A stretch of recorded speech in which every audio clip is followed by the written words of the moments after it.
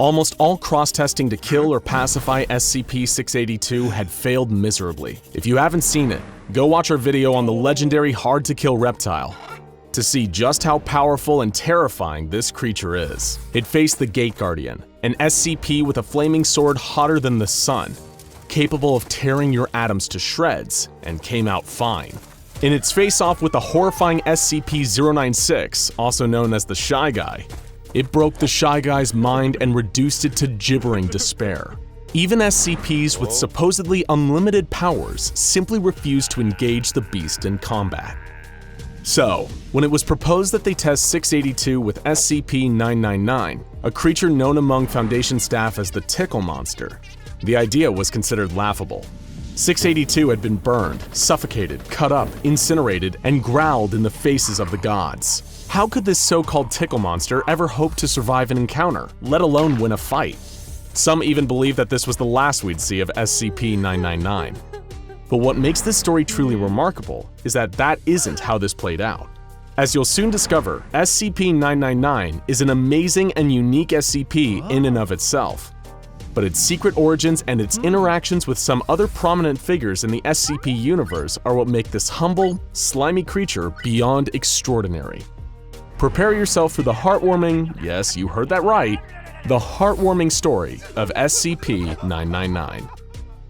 Several highly trained agents on 682 detail placed 999 into the immortal lizard cell. Compared to the giant reptilian sitting across from it, 999 wasn't much to look at. It's a large orange amorphous blob of anomalous slime. Weighing in at around 120 pounds, SCP-999 was nothing compared to the monstrosity it was supposed to face.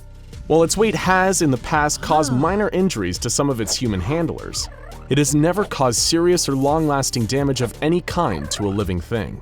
Even its diet consists only of candy and sweets, with a particular preference for M&Ms and Necco wafers.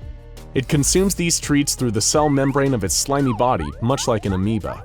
This extremely stretchy membrane means the creature is highly malleable, including the ability to stretch and flatten itself out to a mere 2 centimeters thick. At rest, the creature takes a dome-like shape around 2 meters wide and 1 meter in height. The closest things the creature has to limbs are prehensile pseudopods. Those are the arm-like projections normally seen on single-celled organisms, of which it has at least 3. The more you hear about this utterly harmless creature, the more that matching it up with the pure embodiment of absolute hatred known as SCP-682 feels downright cruel. In absolute contrast to the misanthropic attitudes of the reptile, 999 loves humans. It has a playful dog-like attitude. Much like an overexcited puppy when approached, 999 will react with extreme joy and slither towards the nearest person in order to interact. It will leap onto them, using 2 of its 3 prehensile pseudopods to hug the person, while the third nuzzles the person's face, emitting high-pitched cooing and gurgling noises throughout. The creature is apparently pleasant in every conceivable fashion, as even its odor has been reported to smell just like the favorite scent of whoever is smelling it. Examples have included chocolate, fresh laundry, bacon, roses, and Play-Doh. It's almost impossible to oversell just how beloved and benevolent this strange creature is. It's one of the rare sapient SCPs to earn the Safe class, and it's allowed to roam freely around its facility at all times, apart from a 1-hour bedtime period between 8 and 9 p.m. In the rare instances that 999 has caused harm to a worker at the facility, it immediately began to back away and contract its body while whimpering in a kind of dog-like apology. The closest the Foundation has ever come to having a real incident with the creature was the time someone accidentally fed it a can of caffeinated cola, causing it to become hyper for an hour before becoming visibly queasy. You'll be relieved to know that it's since made a full recovery. But what would happen when this whimsical creature is forced to go toe-to-toe with the Foundation's most ill-tempered monster? The employees observing the test watched in suspense as 999 began to enthusiastically slither towards 682. It's no surprise that after being tortured and almost killed hundreds of times during testing, 682 had grown jaded to the cross-tests it was regularly subjected to. When it saw this strange orange blob squelching across the ground towards it, it sighed and groaned, expecting the worst. "What is that?" the creature asked of its gelatinous guest. SCP-999 began jumping up and down in front of 682 like an excited puppy, creating a high-pitched squealing noise. Just as it regarded all living things, 682 thought the creature bouncing around before it was disgusting and hardly worth the effort to destroy. Was the Foundation even trying anymore? With a single vicious stomp, 682 flattened the friendly creature beneath one of its feet. Observers were prepared to charge in and liberate 999 from under 682's claws. But then something truly unexpected happened. The expression on 682's acid-eaten face began to slowly change. It was beginning to smile. Observers recorded a noise what they thought could have been a chuckle, as the creature growled and said, What is this?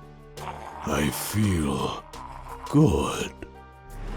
While the observers looked on, stunned at what was happening, 999 began to slither and crawl up from between 682's toes. It reformed on its scaly leg and slithered up along its side until it reached the neck. There it began to nuzzle like it had never nuzzled before. The results spoke for themselves. 682 was grinning and chuckling, repeating a phrase that the Foundation never would have imagined coming from 682. Feel so happy. Happy. Happy. Happy. Just when you thought SCP-999 couldn't possibly be more adorable, you learn about its greatest power, bringing joy. Anyone and anything that comes into contact with the creature, even in passing, will experience a kind of mild euphoria. As one's contact with the creature is prolonged, this overwhelming sense of joy increases and continues long after you've separated from it. Prolonged contact has completely cured depression, anxiety, and PTSD, along with a number of other conditions, including rage and antisocial personality disorders. Serial killers practically become saints after coming into prolonged contact with 999, and in that moment, 682 was no exception. And there truly does not appear to be no exceptions. While causing happiness and joy isn't a dangerous weapon, when it comes to SCP-999, it is an extremely powerful one. And what's more, SCP-999 also appears to have an innate sense for those who need its help most, with a particular affection for the hurt and the unhappy. The creature appears to be a true altruist on a fundamental level, even risking its own safety to help humans during dangerous containment breaches. In one dramatic instance, 999 leaped into the air to block a bullet from making contact with a member of staff. As a result, the creature is pretty much universally loved by all members of Foundation staff. It's the one SCP who has never made trouble for anyone. Back in SCP-682's containment cell, the beast was still smiling and laughing as 999 rubbed against its neck. It was an event so strange, so unprecedented, that the observers in attendance felt like they were hallucinating. For a few minutes, the monster kept dreamily repeating the word, happy. But then, suddenly, the creature began to enter a fit of uncontrollable, booming laughter. It rolled onto its back, slamming its huge tail against the door. It had just fallen victim to one of 999's favorite pastimes, tickle fights, hence how it earned its tickle monster nickname among staff. The tickle fight continued until 682 appeared to tire and fall asleep, with a smile still on its face. After 15 minutes of inactivity, 2 D-Class personnel were commanded to enter and retrieve SCP-999 from the containment cell. They did so successfully, but as soon as 999 was removed, 682 roused from its slumber and released a powerful psychic attack from its entire body while laughing maniacally. It rendered all personnel within a certain distance incapacitated, as they collapsed in fits of laughter, allowing 682 to escape and go on a violent rampage. However, in spite of this, 999 showed no fear and helped save some of the bystanders as security officers subdued and recaptured 682. And even after all of this, 999 showed no hard feelings towards 682 and indicated a desire to play again. It's a creature whose capacity for love is so limitless that it's practically immune to fear. Which is all well and good, because the true enemy that 999 is destined to face is infinitely more powerful and terrifying than 682 could ever hope to be. What is this monster? And why should 999 have to face it someday? The answers to these questions all lie in the true origins of SCP-999, available only to those with level 5 clearance and beyond. It's a perfect example of how something good can come from the darkest places. There would be no SCP-999 without SCP-231-7. SCP-231 was a collection of 7 girls, all impregnated by horrific nightmares in a ritual performed by a cult known as the Children of the Scarlet King. Each of these girls, over the years that followed, gave birth to some of the most horrific monsters imaginable. One of which, according to some, was SCP-682. These beings were manifested by the Scarlet King, a powerful interdimensional nightmare god believed to be behind a great deal of the darkness and horror present within our and many other dimensions. Foundation higher-ups have declared the Scarlet King to be the greatest existing threat to the multiverse at large. And SCP-231 was his latest direct interaction with our universe. The only surviving member of SCP-231, SCP-231-7, gave birth in secret. But she didn't give birth to a monster. She gave birth to SCP-999, a being of pure goodness. That's right. The nicest, kindest, cuddliest SCP of all is the direct descendant of a being that's essentially the dark god of all evil. Feel free to take a moment to absorb that. The creature even healed the girl who birthed it and allowed her to return to normal life with her family once more. From its first moments, SCP-999 was making positive changes to the world around it. And according to ancient texts from a Scarlet King-aligned culture known as the Devas, SCP-999 is still very much in its infancy, yet it already has the power to pacify its monstrous siblings like the aforementioned 682.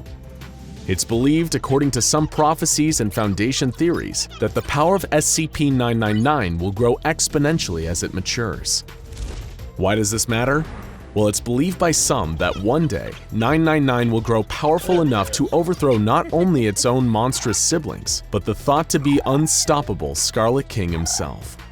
Not through violence or hate, but through the pure force of happiness and love burning out the darkness and purifying the corrupted.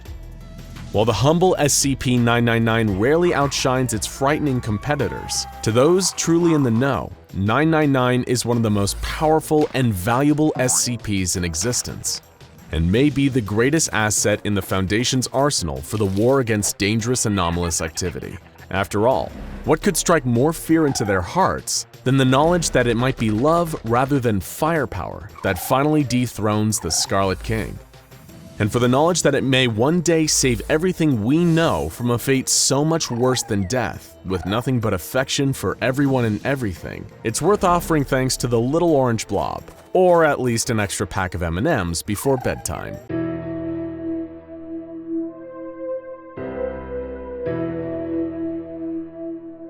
On March 15, 2011, Martin Sims was wandering down the streets of Carson, California. His clothes were ragged, he was filthy, and gibbering like a madman with a full beard and long, unkempt hair. His body was covered in scars, but he showed no signs of malnutrition. What made Martin's sudden appearance so remarkable? He'd been missing for 3 years. When he was interviewed by police, they asked him where he'd been all this time. They couldn't believe his answer. He'd been trapped in an IKEA since 2008, but this was no ordinary IKEA. This was a dangerous anomaly that would come to be known as SCP-3008. Martin's strange answers in his interview were laughed off by his interviewing officers, who assumed he was either crazy or under the influence of something, but they caught the attention of an SCP Foundation field agent embedded in the precinct. The report was passed up the chain to a local site director who approved a detachment of Foundation field operatives to look into Martin's case. While he was reluctant to lead the Foundation agents back to the offending IKEA, the Foundation can be extremely persuasive. His screams of "Please, I'm begging you, don't take me back, don't make me go back," were noted but ultimately disregarded.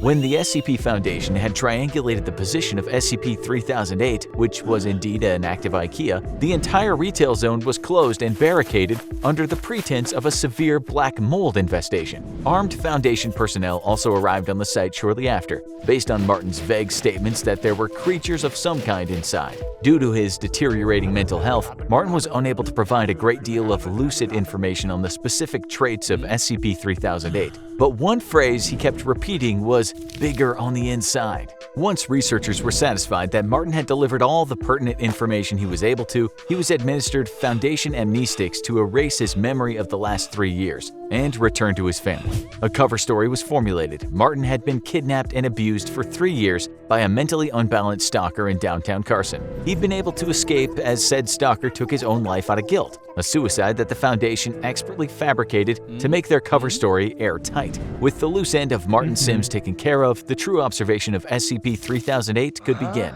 A base set around the perimeter of the mysterious IKEA kept a 24-hour watch on the building, covering all potential entrances and exits. No exploratory missions had yet been approved by the Foundation Ethics Committee, so they first wanted to perform a week of external observation to see if any of the store's anomalous properties extended beyond the confines of the building. After a week of nothing, it appeared they did not. A local site director approved of the use of 20 disposable Class D personnel to explore the interior of SCP-3008. The D-Class operatives would be split into 4 squads of 5 men, Alpha, Bravo, Charlie, and Delta Squad. Each would be assigned a different quadrant of the store and would deliver information back to the control team on site via a live audio and video link. 3 of the 4 teams upon entering the store reported nothing out of the ordinary. Neither the audio or video they were sending back indicated anything different from a standard IKEA store, from the flat-pack wardrobes to the Swedish meatballs. Team Delta, however, suddenly began experiencing a scrambled audio and video connection. Shortly after, communication with Team Delta dropped off entirely. They disappeared somewhere inside the store and haven't been seen since, with one notable exception. After the disappearance and the extraction of teams, Foundation researchers classified SCP-3008 as Euclid because its anomalous properties were at least confined to the interior of the store, and even then seemingly not the entire interior. The anomalous area within SCP-3008 became known as SCP-3008-1, and containment appeared to be 100% secure. There was no telling how many people had already gone missing in the store over the years, but the disappearances must be stopped. The Foundation maintained constant surveillance around the perimeter of SCP-3008, but it appeared they could prevent any further incidents by simply preventing other civilians from accessing the IKEA store. Martin's ravings about monsters were assumed to just be the product of delirium, until a surviving member of Delta Team suddenly reappeared. The date was November 3, 2011. It was a cold night, a few hours after what would have been closing time if the store were still active, and 7 months after the extraction teams had disappeared somewhere in the confines of SCP-3008. There had been no anomalous activity outside the store since the perimeter was first secured, and the Foundation researchers hadn't expected that to change until the last surviving member of Delta Team came barging out of the store's entrance. Startled field operatives were amazed to see him again, but they were even more amazed to see what was following him out of the store, repeating the same phrase: "The store is now closed, please exit the building." Despite the fact that the entity chasing the Delta Team survivor was wearing the yellow shirt and blue pants of an IKEA store employee, the being definitely was not human. It was around 7 feet tall with no visible face. The entity had grossly extended limbs, with each arm being around 5 or 6 feet long and ending in a huge oversized hand. The whole process was so sudden that the field agents present at the perimeter weren't able to save the Delta Team survivor, as the entity reached forward with his freakishly long arms, grabbed him, and twisted his head off like a child with a doll. The field operatives present drew their weapons and peppered the entity with bullets. It would later be classified as SCP-3008-2. The being appeared to collapse and die from the physical trauma, at which point it and the body of the former Delta Team survivor were taken for an autopsy by Foundation researchers. There were no biological abnormalities of the body of the Delta Team survivor, so it did not appear that the anomalous properties of SCP-3008-1 had any effect on the physiology of its occupants. He was not malnourished despite being missing for months, and the contents of his stomach looked to be half-digested food consistent with the menu of a typical IKEA store restaurant. SCP-3008-2, on the other hand, raised a number of perplexing biological questions. The autopsy revealed that the creature's clothes were actually part of its body, like an additional layer of skin. The creature lacked blood or any kind of vascular system. Even stranger, the entity didn't appear to have bones or internal organs, not even a brain or nervous system. It was a being made entirely of skin all the way to its core. How it was able to move, or even live for that matter, remains a mystery. Though when you work for the SCP Foundation, you learn to accept that some things will always remain unexplained. One thing was certain though, Martin Sims was right about his monsters. After the incident with Delta Team, the Foundation deemed that sending manned explorations into the heart of SCP-3008 was too much of a liability, and planned a series of drone-based reconnaissance missions into the anomaly. The first of these drones experienced connection issues and failed when attempting to venture into the IKEA's anomalous zone. However, after a lengthy period of trial and error, the Foundation was able to establish a more secure connection with its drones, even when deep into the SCP-3008-1 anomalous zone. It was only then that some of the most extraordinary discoveries were made. SCP-3008-1 seemed to break the laws of spatial reality, as the area of the IKEA's interior was at least an order of magnitude larger than its exterior. Just as Martin Sims had said, it was bigger on the inside, but just how much bigger? The Foundation has yet to find evidence of any physical terminators within the store that might indicate SCP-3008-1 has an endpoint, while an area of at least 10 kilometers squared has been uncovered in SCP-3008-1. It could, in theory, be infinite. Laser rangefinder tests, which are normally very reliable, have only given inconclusive results. Interestingly, the Anomalous area doesn't have any clear visual differences from the rest of the IKEA store, except that it extends forever. An individual trapped within the confines of SCP-3008-1 wouldn't even realize they've entered an anomalous zone until they tried to locate an exit and leave, at which point they'd find they were already hopelessly lost. The geography of SCP-3008-1 does at least appear to be consistent, so people trapped within are theoretically able to retrace their steps and escape if they haven't already ventured too deep.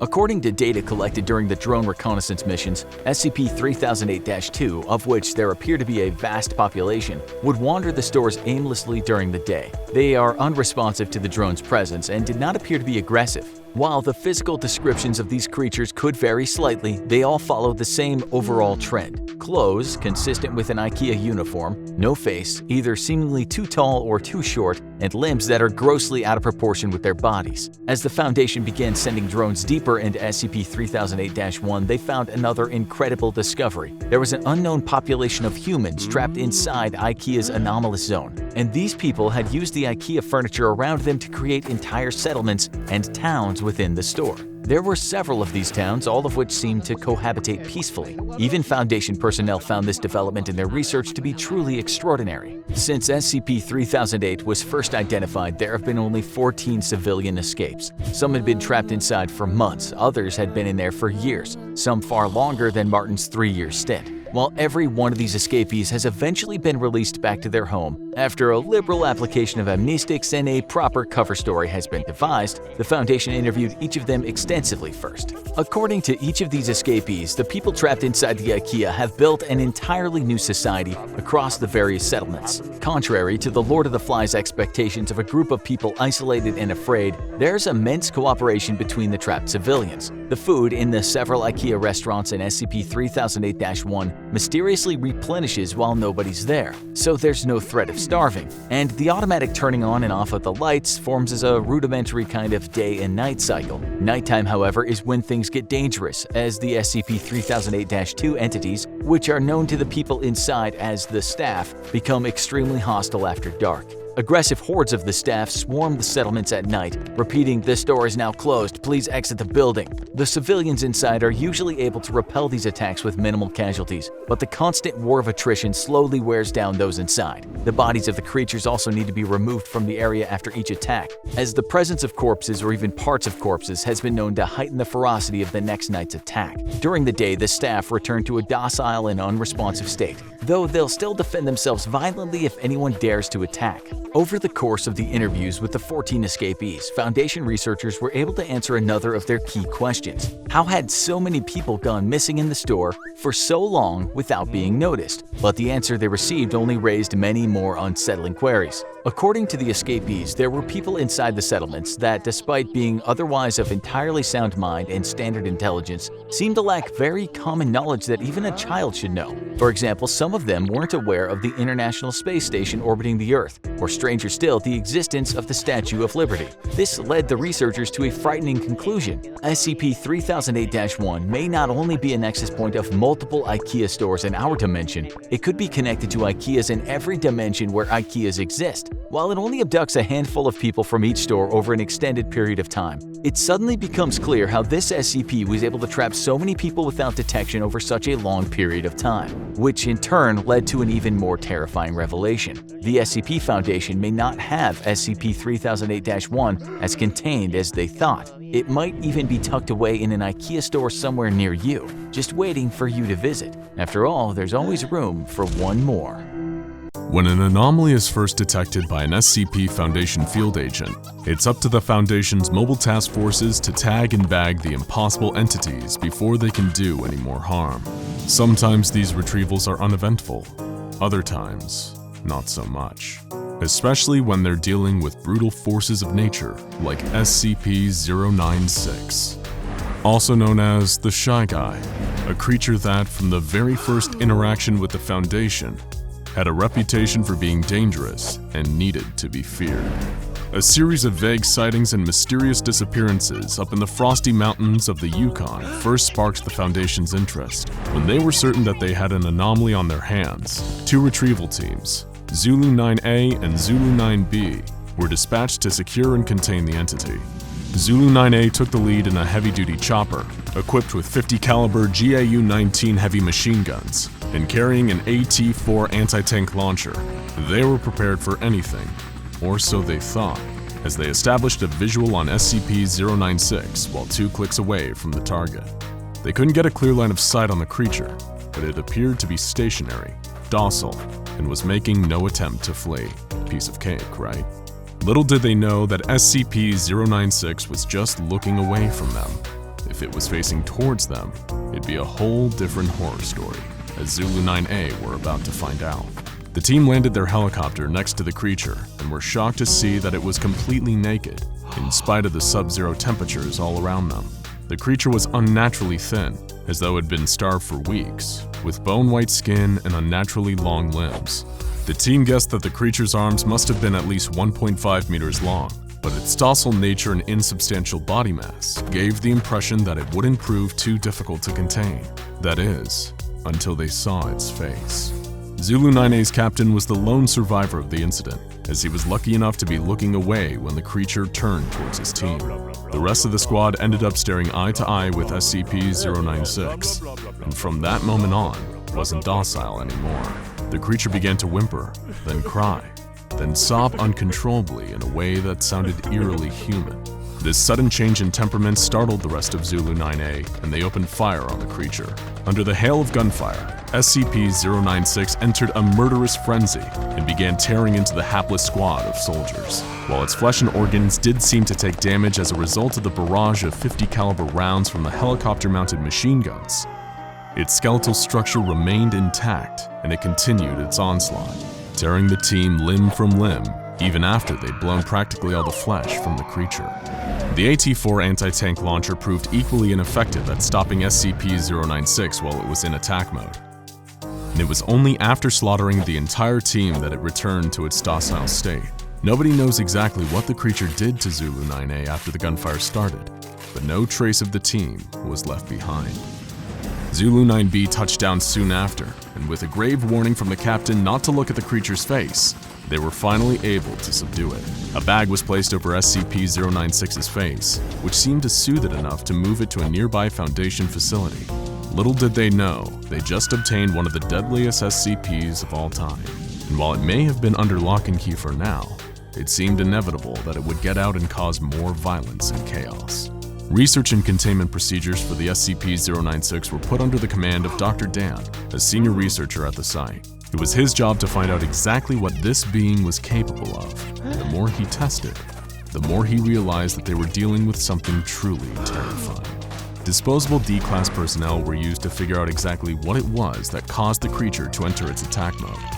Just as it had during the initial retrieval mission, SCP-096 went berserk when any of the attending personnel saw its face. In this stage, it would enter a period of considerable and unstoppable distress for 1 to 2 minutes, covering its face and wailing loudly. When the period of distress ended, the creature would mercilessly slaughter every D-Class that had seen its face, and just like with Zulu 9A, no trace of their bodies would be left behind. Dr. Dan was horrified and intrigued by this phenomenon. The creature killed anyone that saw its face directly, but could the same be said for indirect depictions of the creature's face, such as images and videos? Dr. Dan was desperate to find out. More D-Class personnel were brought in to test this, to frightening results. Dr. Dan found that the creature did indeed still enter attack mode when people saw pictures and videos of SCP-096's face. The creature seemed to have an innate sense of when people were viewing these representations, even when it should have had no conceivable way of knowing.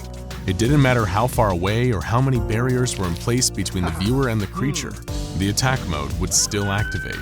And once it did, it seemed as though nothing could stop the creature from hunting down the one who saw its face. With all of this new data, special containment procedures were devised to keep the creature safely under lock and key. Its cell was a 5 meter by 5 meter by 5 meter airtight steel cube, fitted with advanced pressure sensors and laser detectors to ensure that SCP-096 remained in its cell without risking anyone having visual contact with the creature's face. All cameras and video equipment were strictly forbidden, and weekly checks for any cracks or holes in the containment cell were mandatory. Of course, none of this would stop the creature if anyone somehow saw its face. In order to solve that little problem, Dr. Dan would need to continue his research. To find a method of subverting the creature's deadly glance, they needed to know exactly what they were dealing with. But how could they, when even a glance at a photo or video of the being meant certain death? A potential solution was proposed, creating an artistic representation of the creature's face, something that hadn't yet been attempted. But how would they achieve such a feat? Simple. They'd procure a D-class prisoner with some artistic talent, and they found one who had been a tattoo artist before becoming a Foundation guinea pig. Dr. Dan formulated an ingenious plan for keeping this D-class alive for long enough to accurately draw an image of SCP-096's face. He would be placed in a bathysphere diving bell several kilometers underwater and tens of kilometers away from the containment cell where the SCP was being held. The D-class was made to look at a photograph of the creature's face and then replicate that image in a pencil sketch. Dr. Dan first confirmed that the creature's attack mode is only activated by the creature's face by having the D-class look at a series of photos of the SCP's body parts, one by one, finally finishing with its face. The D-class began drawing and even remarked on how creepy the SCP's facial features were, despite not knowing the deadly context. Meanwhile, back in its containment cell, SCP-096 sensed someone viewing its face and entered its inconsolable crying state followed by its attack mode. It broke out of containment easily and began making a beeline for the D-class, traversing the miles between it and its prey. The D-class didn't know it, as he locked the finished drawing into a separate, autonomous submersible, but he was already dead. As the drawing made its way up to a researcher on the surface, SCP-096 dived into the water and started swimming down towards the artist. Minutes later, the bathysphere was breached, and the D-class was torn to shreds. SCP-096 was recaptured without issue by Surface Recovery Team Foxtrot 303A, and further testing on the drawing showed that artistic representations of SCP-096's face were in fact harmless. From this experience, we now know that the creature has a gaunt face with totally white eyes, possibly indicating blindness and a grossly extended jaw. Nevertheless, Dr. Dan was adamant that SCP-096 was too dangerous to be left alive, and requested permission from the upper echelons of the Foundation to terminate the creature by any means necessary. However, the doctor's request would fall on deaf ears, until it all started with a seemingly innocent image. While it's now been redacted for your safety, the black speck inside the yellow circle was once a minuscule image of SCP-096, taken unknowingly in the 1990s by a semi-professional mountaineer. One day they were looking at old photographs when his eyes passed over the tiny speck without even noticing that he had seen anything. But SCP-096 noticed and began entering its attack mode. It tore through its steel containment unit like tissue paper, causing the release of a nerve agent that killed a number of attending Foundation staff. The monster then fled the base and began pursuing its prey, with Mobile Task Force Tau-1 in hot pursuit. Dr. Alexei, who was helping to manage the site where the SCP was contained, was in dismay over the situation. Dr. Dan was out of the country at the time, trying to discover more about the creature's origins. However, he did leave the Mobile Task Force with a new secret weapon against the rampaging Shy Guy: Project Scramble.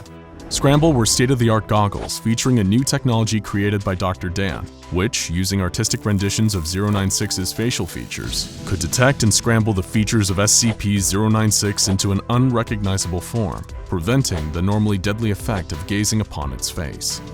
In theory, this would allow MTF Tau-1 to engage safely with 096 once its prey had been eliminated and bring it back into containment. But disaster struck on two fronts. First, the prey in question was located in a population center, creating the potential for a huge loss of life. And the second bigger problem was that the scramble technology didn't work, as stray pixels of the creature's face would reach the eyes of the task force before the internal microprocessor had time to scramble them. The mission turned into a death sentence, as SCP-096 slaughtered almost the entire task force, as well as a number of civilians in town, including an infant and its entire family. It was a monumental disaster, made even worse by a final revelation. Dr. Dan and Dr. Alexei had themselves facilitated the entire containment breach and allowed the resulting massacre to happen, with Dr. Dan hoping it would be enough motivation for Foundation Command to greenlight his research into destroying the creature. Anything that would give him the opportunity to kill this thing would be worth the bloodshed. His plan worked, and the SCP Foundation saw it his way, approving his request to neutralize SCP-096. However, success comes at a cost for Dr. Dan. Once he figures out a way to finally kill the creature, though done in his line of duty, he himself will be terminated by the Foundation for his crimes against humanity. But considering how much damage SCP-096 is capable of causing if it ever got to a major population center, or even worse, was ever caught on camera and broadcast to a worldwide audience, the Doctor himself would likely deem his own death a justifiable cost. To this day, the Foundation is researching ways to kill the creature, and they're still looking for their silver bullet. And the pressure is on. They hadn't known about the seemingly innocent picture that sparked the last containment breach, the one taken decades ago, in which the Shy Guy had only occupied 4 tiny pixels. 4 tiny pixels that resulted in multiple innocent lives lost. So be careful where you look, because who knows how many other photos of the creature are lurking out there. Photos with an innocent dot in the background. Your eyes glance over it, not even noticing the little blip, until you hear a distant wailing that seems to be getting closer and closer and closer, and then it's already too late. SCP-682 must be destroyed as soon as possible.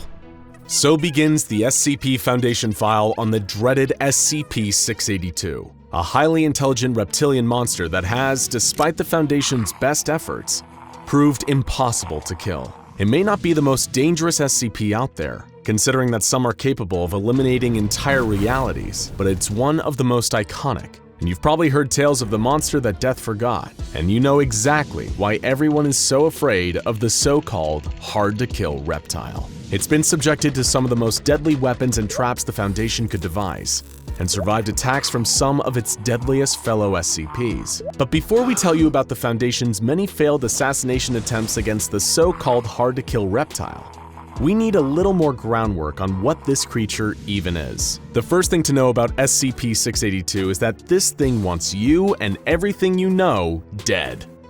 Unlike some other creatures like SCP-096 and SCP-173, which are murderous but exhibit no real higher processing skills, SCP-682 possesses cunning, advanced reasoning, and even human-level logical intelligence. SCP-682 can engage you in conversation, but just talking to the creature calmly and cordially will sometimes cause it to enter its rage state, where it becomes even more dangerous and volatile. The beast is perpetually kept in a tank of powerful hydrochloric acid, melting its tissue to prevent it from reaching its full potential and going on a rampage. The creature's most terrifying asset, and the reason it's proven impossible to terminate thus far, is its incredible adaptability to any and all external stimuli. 682 is a reactive being, capable of not only surviving and regenerating from all attacks, but often incorporating those attacks into its own wide arsenal. In other words, if you're hoping to kill this thing, you better kill it on the first hit. Because if you don't, you better believe it's gonna hit you back 100 times harder. This brings us to the main event. Some of the SCP Foundation's most ambitious and frightening attempts to terminate SCP-682, or even understand how it could theoretically be terminated. There are quite literally too many unsuccessful attempts for us to list them all here, so think of this as a highlight reel of the Foundation's most prominent failures. 682 was first cross-tested with SCP-017, a humanoid shadow entity shown to be able to consume matter with its shadows and leave no traces behind. Tests on tissue samples from 682 showed that SCP-017 was able to consume said tissues with no adverse effects. However, when SCP-017 was placed into the containment chamber with the actual creature, 682 let out a horrific roar that was so loud it damaged nearby audio equipment. SCP-017 fled to the corner of the room, and 682, in its rage state, attempted to breach containment. Agents managed to suppress and remove the creature, but no meaningful damage was logged. Attempt failed. SCP-173, the killer statue, was later brought in, hoping that its thus far impeccable track record for killing would hold strong. The second that 173 was introduced into the testing area, 682 retreated to the far wall and began screeching intensely. It was intelligent enough to know what it was dealing with here. While the researchers and guards expected an instantaneous reaction, there was actually a stalemate for over 6 hours, as 682 stared at 173 continuously. Eventually, the tie was broken when agents shot out 682's eyes with high-caliber sniper rifles, breaking the line of sight and causing 173 to attack. Though 682 sustained damage to several parts of its body, while its eyes regenerated, the creature was not killed. It then regenerated a number of eyes all over its body, covered in a clear armored carapace that made them resistant to bullets. The stalemate continued for an additional 12 hours as 682 maintained perpetual eye contact. 173 was eventually removed from the containment unit, and the mission was aborted. Attempt failed. In their desperation, the SCP Foundation restored to bringing in another dangerous and seemingly unkillable monster to take on 682. SCP-096, also known as the Shy Guy. As astute SCP fans will already know, this being kills anything that sees its face, with no known exceptions, and when it enters its attack mode, it's thought to be quite literally unstoppable. Or at least, it was. While SCP-096 was able to destroy 85% of 682's original body mass during their 27-hour battle, it was left mentally broken, wounded, and huddled in the corner. To this day, if ever confronted with SCP-682, the Shy Guy reacts in pure terror, turning away and clawing at its own face. Attempt failed. During a deadly containment breach, SCP-682 also went head-to-head organically with another iconic SCP Hall of Famer, SCP-106, also known as the Old Man. The Old Man and a shape-shifting psionic anomaly known as SCP-953 broke into 682's containment cell. The Old Man pulled both of his fellow anomalous combatants into his pocket dimension to continue the battle on his terms. However, despite losing 67% of his body mass during the ensuing pocket dimension showdown, 682 still prevailed, with the Old Man eventually fleeing back to his cell and 953 being collected and taken away by agents. Once again, SCP-682 continued to hold the title. But it wasn't just cross-testing experiments, intentional or otherwise. The SCP Foundation's quest to kill 682 led them to a number of more conventional murder methods, all with varying degrees of success. Due to SCP-682's highly adaptive abilities, some methods were discounted from the outset. For example, launching a powerful thermonuclear missile at the creature was soundly rejected by O5 Command, on the premise that if the creature wasn't destroyed and evolved to the point where it could shrug off nukes, humanity would be pretty much done for. Other ideas were abandoned just for being too ridiculous, such as one researcher's suggestion to fly the creature through the air and drop it from a considerable height, hoping to kill it with a high-altitude impact. I'm not sure we even need to tell you why that's a terrible idea, but during the experiments on SCP-682, the studies range from honest to incompetent to straight-up evil. One guest researcher fed 2 small innocent children to the creature just to see what would happen. He was then himself fed to the creature for his sadistic behavior, which was viewed as getting in the way of his professional conduct. After all, the Foundation is meant to be cold, not cruel. It was SCP-682 that had the monopoly on cruelty. Memetic kill agents were a resounding failure. They attempted to dismember 682 with a powerful laser, only to have the creature develop reflective surfaces that displaced the beam and caused catastrophic damage to the area around it. They attempted to kill the creature by sucking all the air out of its containment facility and create a vacuum, but it expelled a dangerous gaseous compound that reacted violently and exploded when air was once again introduced into the room. The Foundation used high-precision blades to slice SCP-682 into approximately 12,000 pieces, then separated these pieces. Unsurprisingly, by this point, this attempt also failed. The 12,000 pieces reformed a short while later into the fully operational killing machine we all know and fear. In one particularly frightening display of intelligence and adaptability, the Foundation attempted to kill 682 with extreme heat, but it shielded itself by developing a second carapace composed of solid helium. When personnel entered the room following the failed attempt on the creature's life, it shattered its helium carapace into deadly shards that fired around the room and shredded all Foundation personnel in attendance. It had set a trap, and that trap had been wildly successful.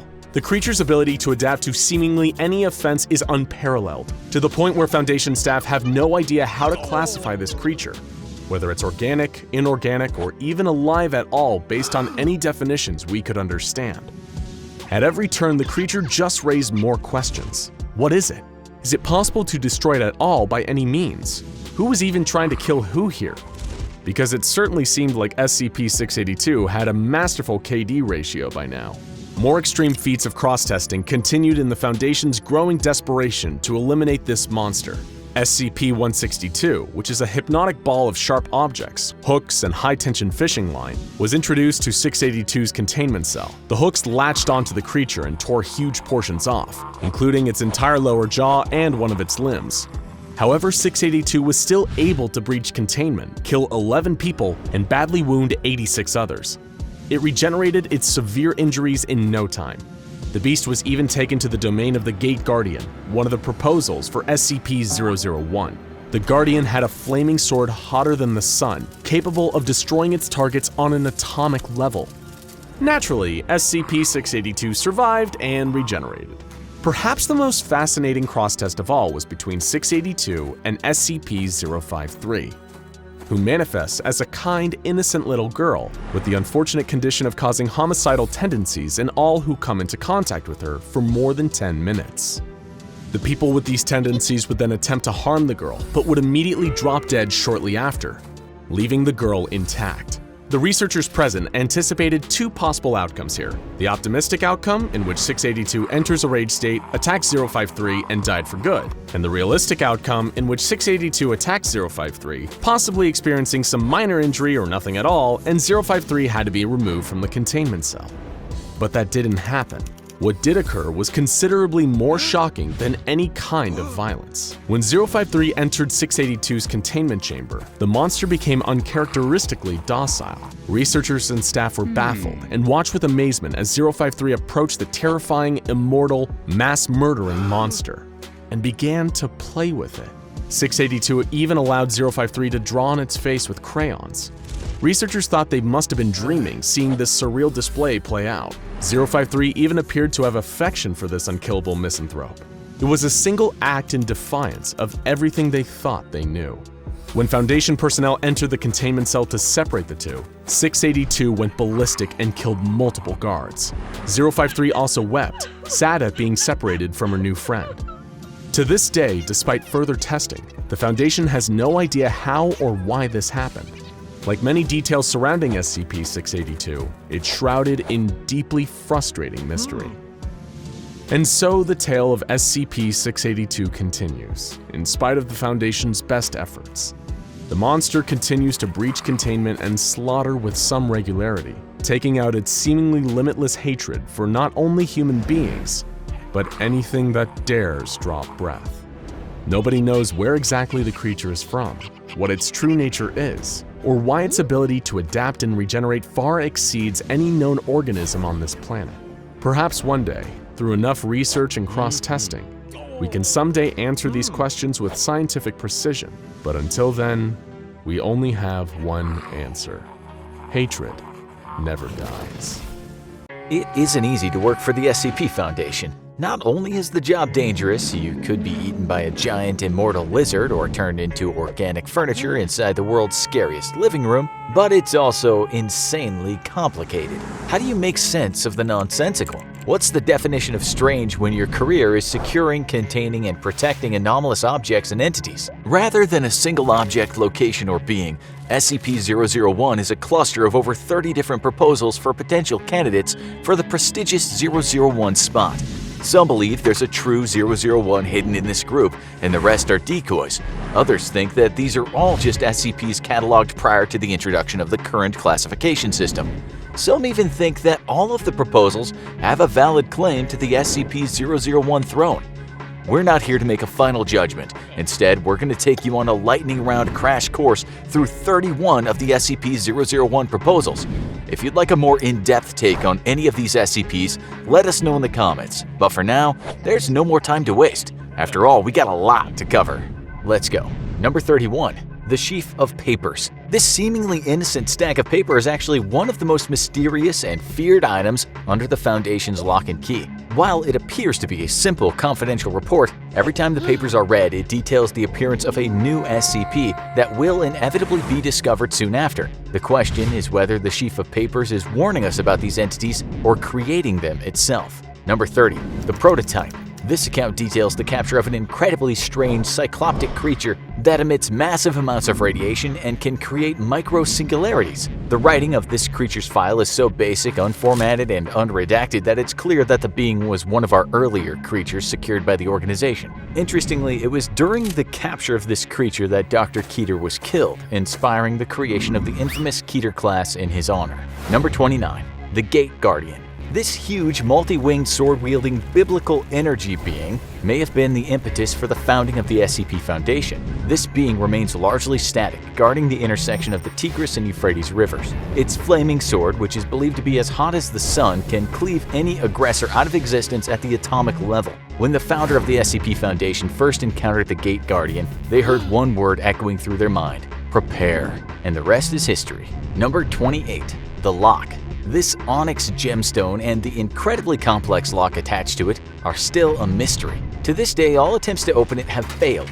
Personally, we think that's probably for the best. Number 27. The Factory. As the name suggests, this SCP is literally a factory founded by a pagan and a devil worshipper. While it's believed that the factory could create just about anything, its specialty was creating a number of SCPs we know and fear today. Pre-Foundation forces were able to disable the factory, but not without sustaining their own heavy losses. Number 26. The Spiral Path. This is a normal-appearing gravel pathway that, when traveled clockwise, appears completely normal. However, when traveled counterclockwise, the path goes uphill forever, in defiance of all laws in physics. This simple anomaly opened a Pandora's box of rampant anomaly creation, leading to a number of the deadly SCPs we know today. Number 25. The Legacy. This SCP is a collection of seemingly random objects, including a diary from a person claiming to be from another reality, attempting to halt a trans-dimensional corruption that they themselves created.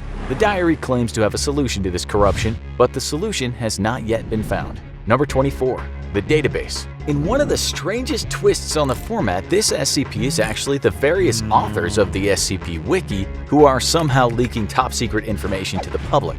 Number 23. The Foundation. This SCP, first discovered by the FBI, is an anomalous high school building that experiences shifting internal geometry and sometimes manifests hostile humanoids within.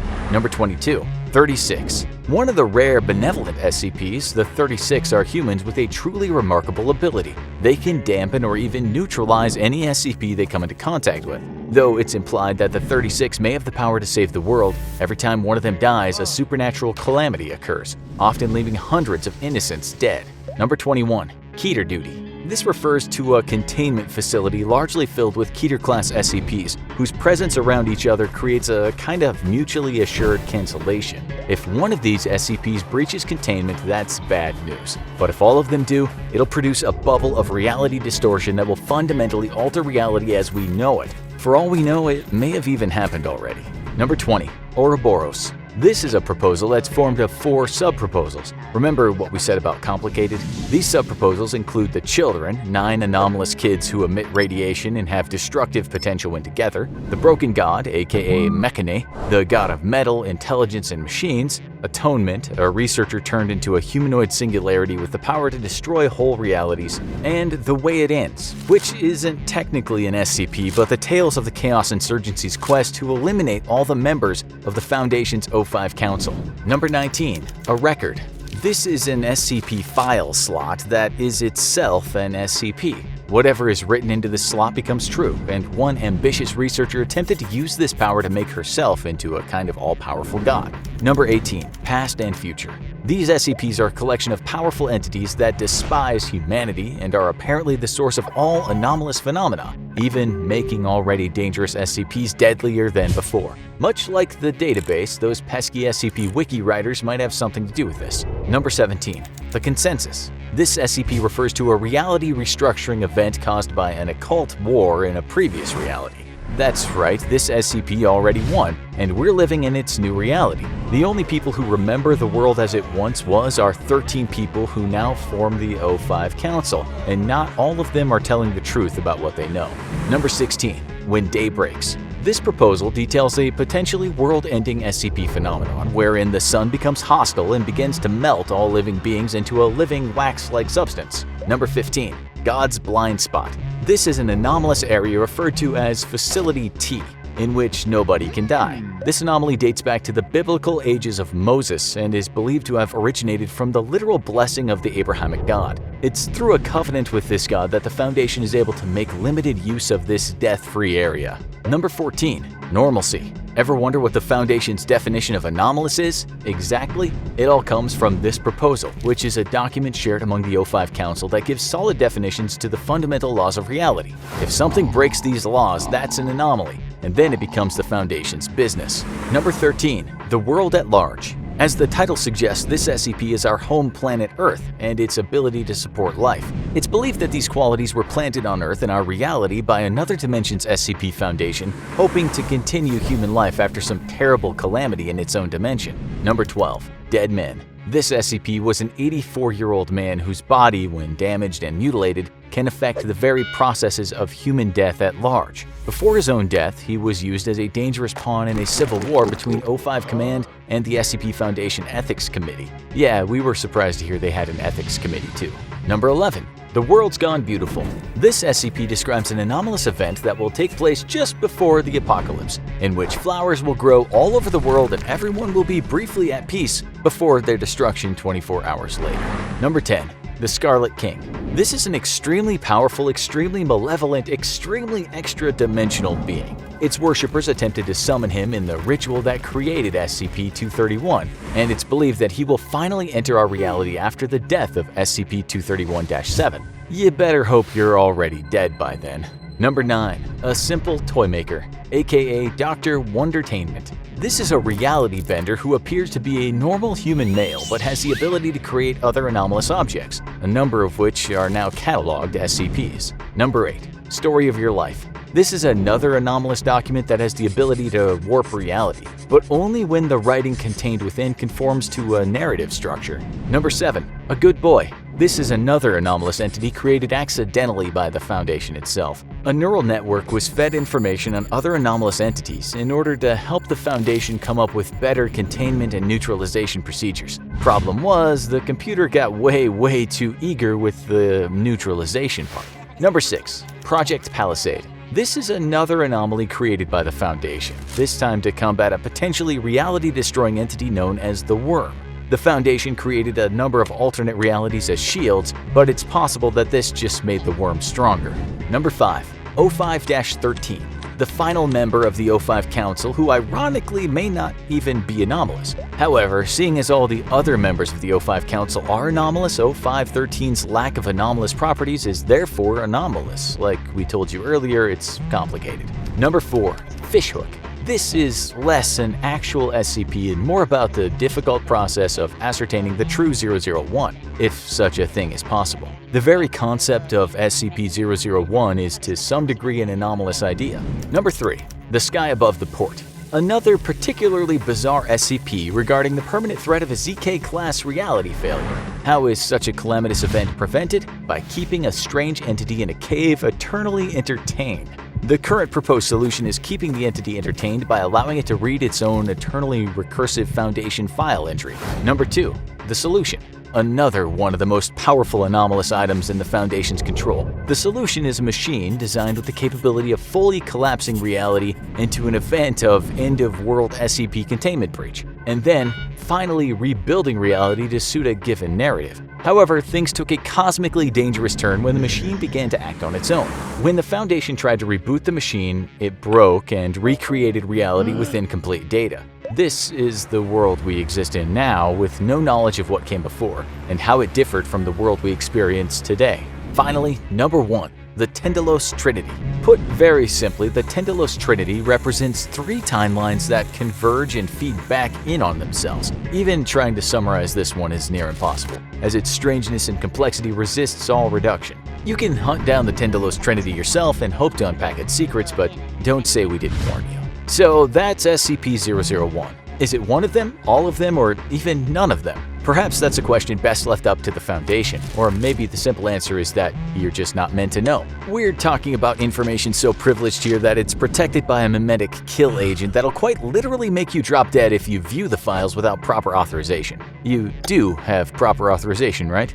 There are some things human beings aren't meant to know, and it's the sworn duty of the SCP Foundation to discover and contain such information. But sometimes knowledge is discovered that shakes even the Foundation itself to its very core. One such discovery occurred on April 28, 2016. That night, SCP-2935 made itself known to the Foundation personnel. To this day, the exact nature of SCP-2935 is a mystery that even the Foundation's brightest minds can't completely understand. Everything we know about SCP-2935 today comes from 3 doomed missions to the Anomalous Zone's interior. This is the story of those infamous expeditions. The nightmare began around 5 a.m. when SCP Foundation Site-81 in Bloomingdale, Indiana, intercepted a distorted radio signal.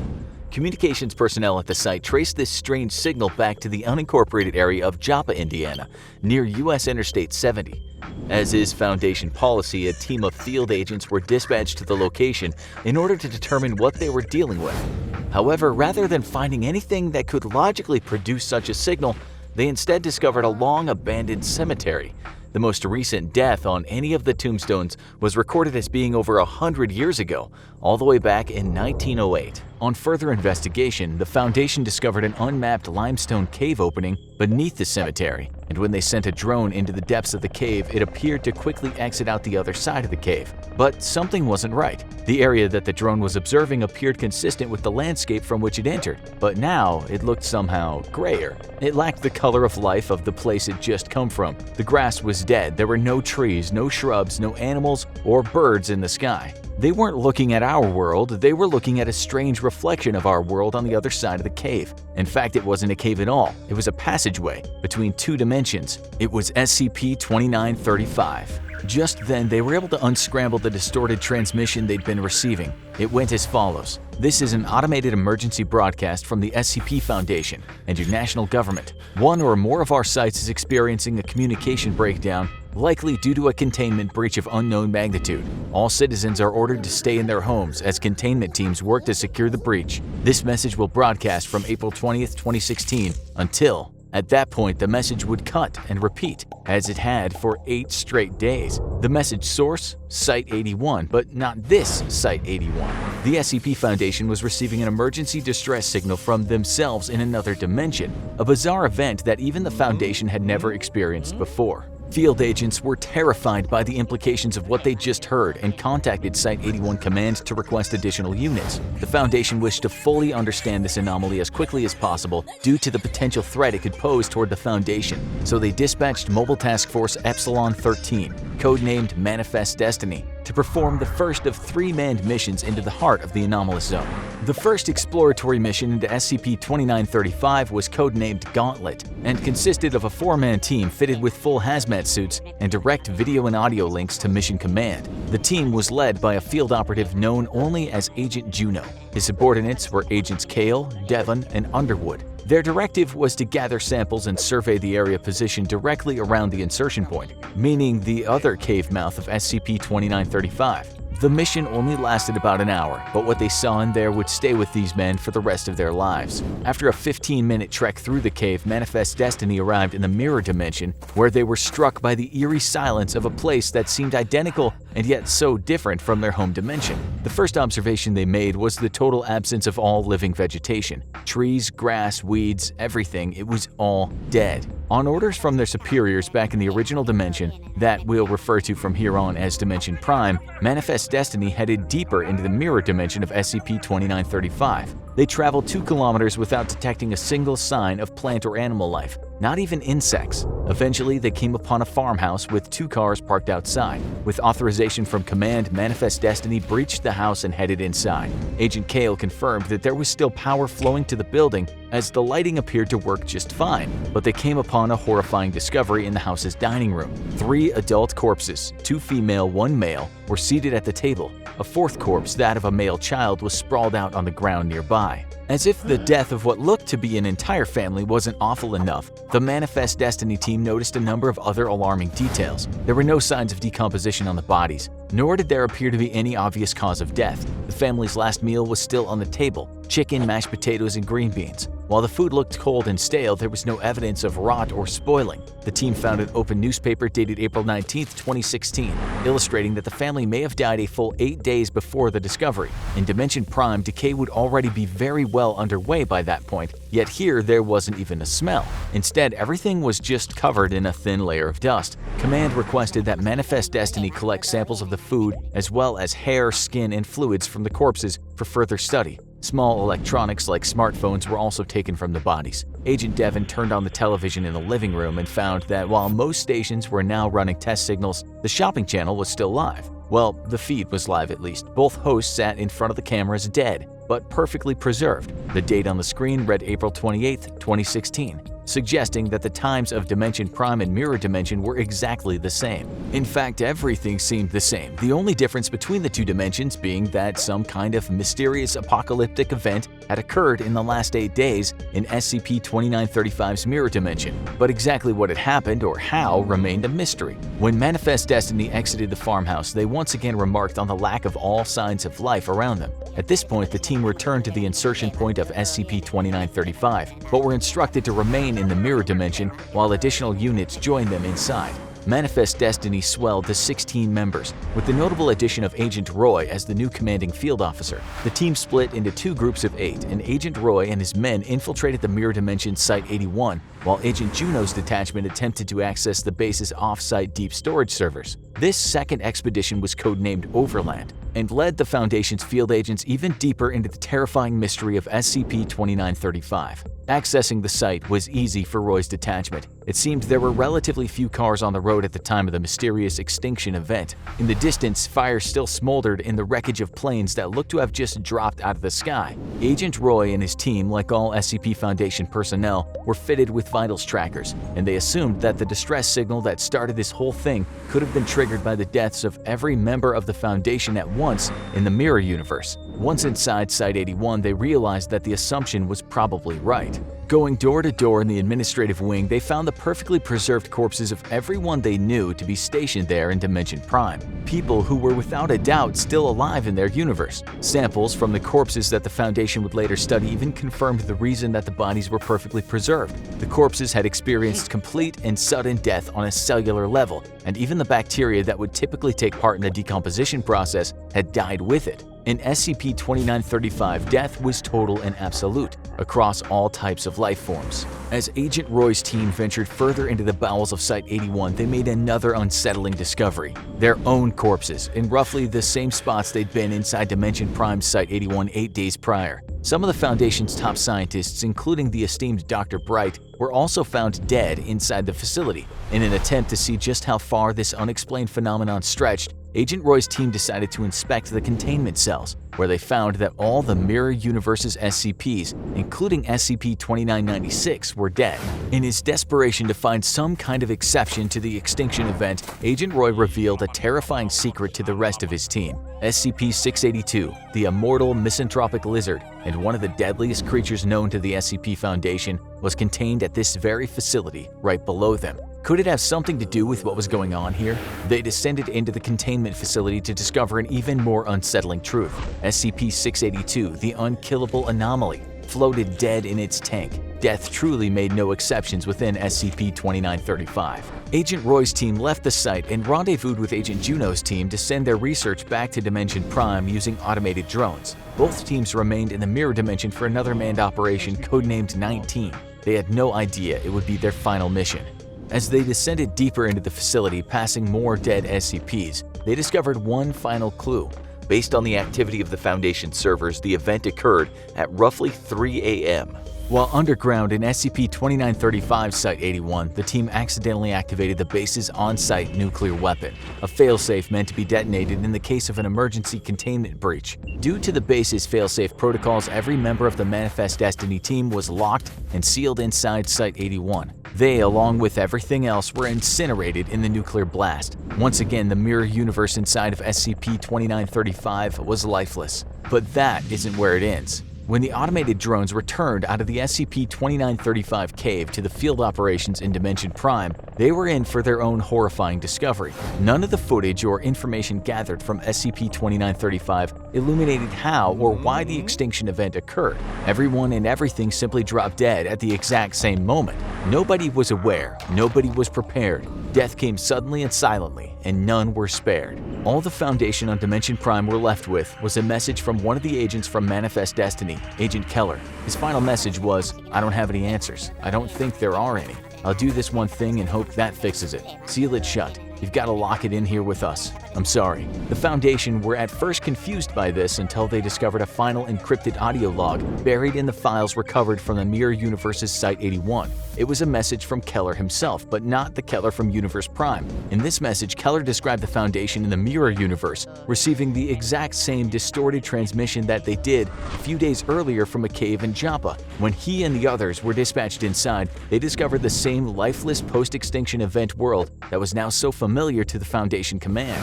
But there was a key difference. This wasn't the mirror dimension they'd just been studying, but a third, entirely different dimension. In his haunting final words, Mirror Dimension Keller admits that whatever caused the event in that third dimension, an entity in that mirror dimension Keller believed this was the specter of death itself, and had followed him back into his world, and history had repeated itself. SCP-2935 was the passageway through which absolute death could pass from dimension to dimension, and our dimension was the next in line. The deaths of Manifest Destiny may have saved our entire universe, as anyone passing back through the cave had the potential to bring death itself back with them.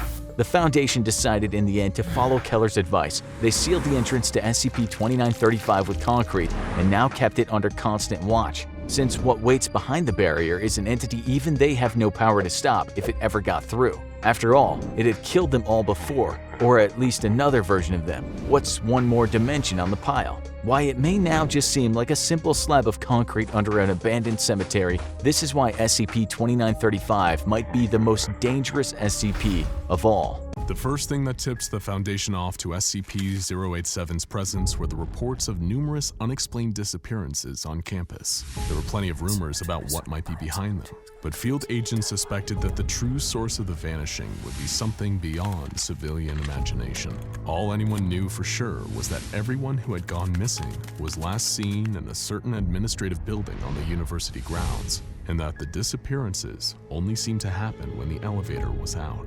The campus was soon flooded with Foundation agents, creating a barrier around the administrative building and the presumed habitat of SCP-087.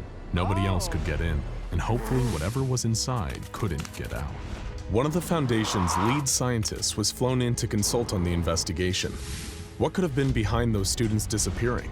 The doctor's preliminary interviews with university staff who worked in the building yielded some interesting details. Strange noises, like banging and even a faint, shrill crying, would be heard from a door that led to a no longer used stairway in hallway 3B. Staff in the building had no reason to ever take these stairs, especially considering how many of them reported a strange sense of unease when just standing outside the dorm.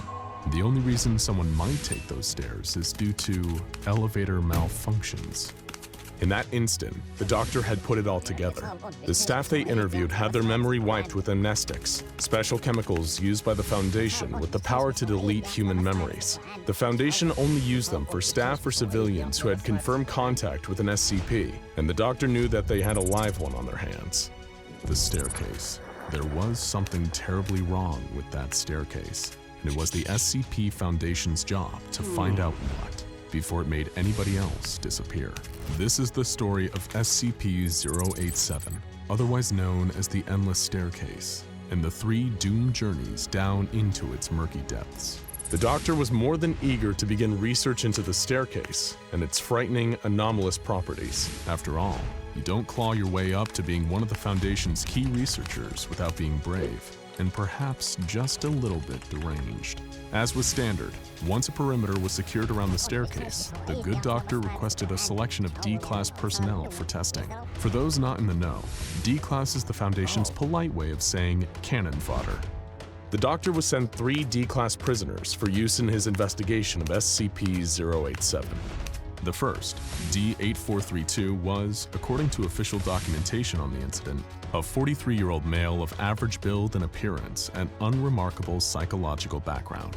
This man once worked for the Foundation in a more official capacity, but he was given the often deadly demotion to D-Class due to a dangerous mistake handling SCP-682 that led to the deaths of several other agents. Now, it looked like it would be his turn. The doctor explained his mission to him: explore the staircase, gather data, help us find out exactly what we're dealing with here. If you come back alive, there may even be a promotion in it for you. And with that promise, D-8432 was given his loadout, a 75-watt flood lamp with battery power capable of lasting 24 hours, an audio headset, and a handheld camcorder fitted with a transmission stream, and an audio headset that would allow him to communicate with Dr. Bright.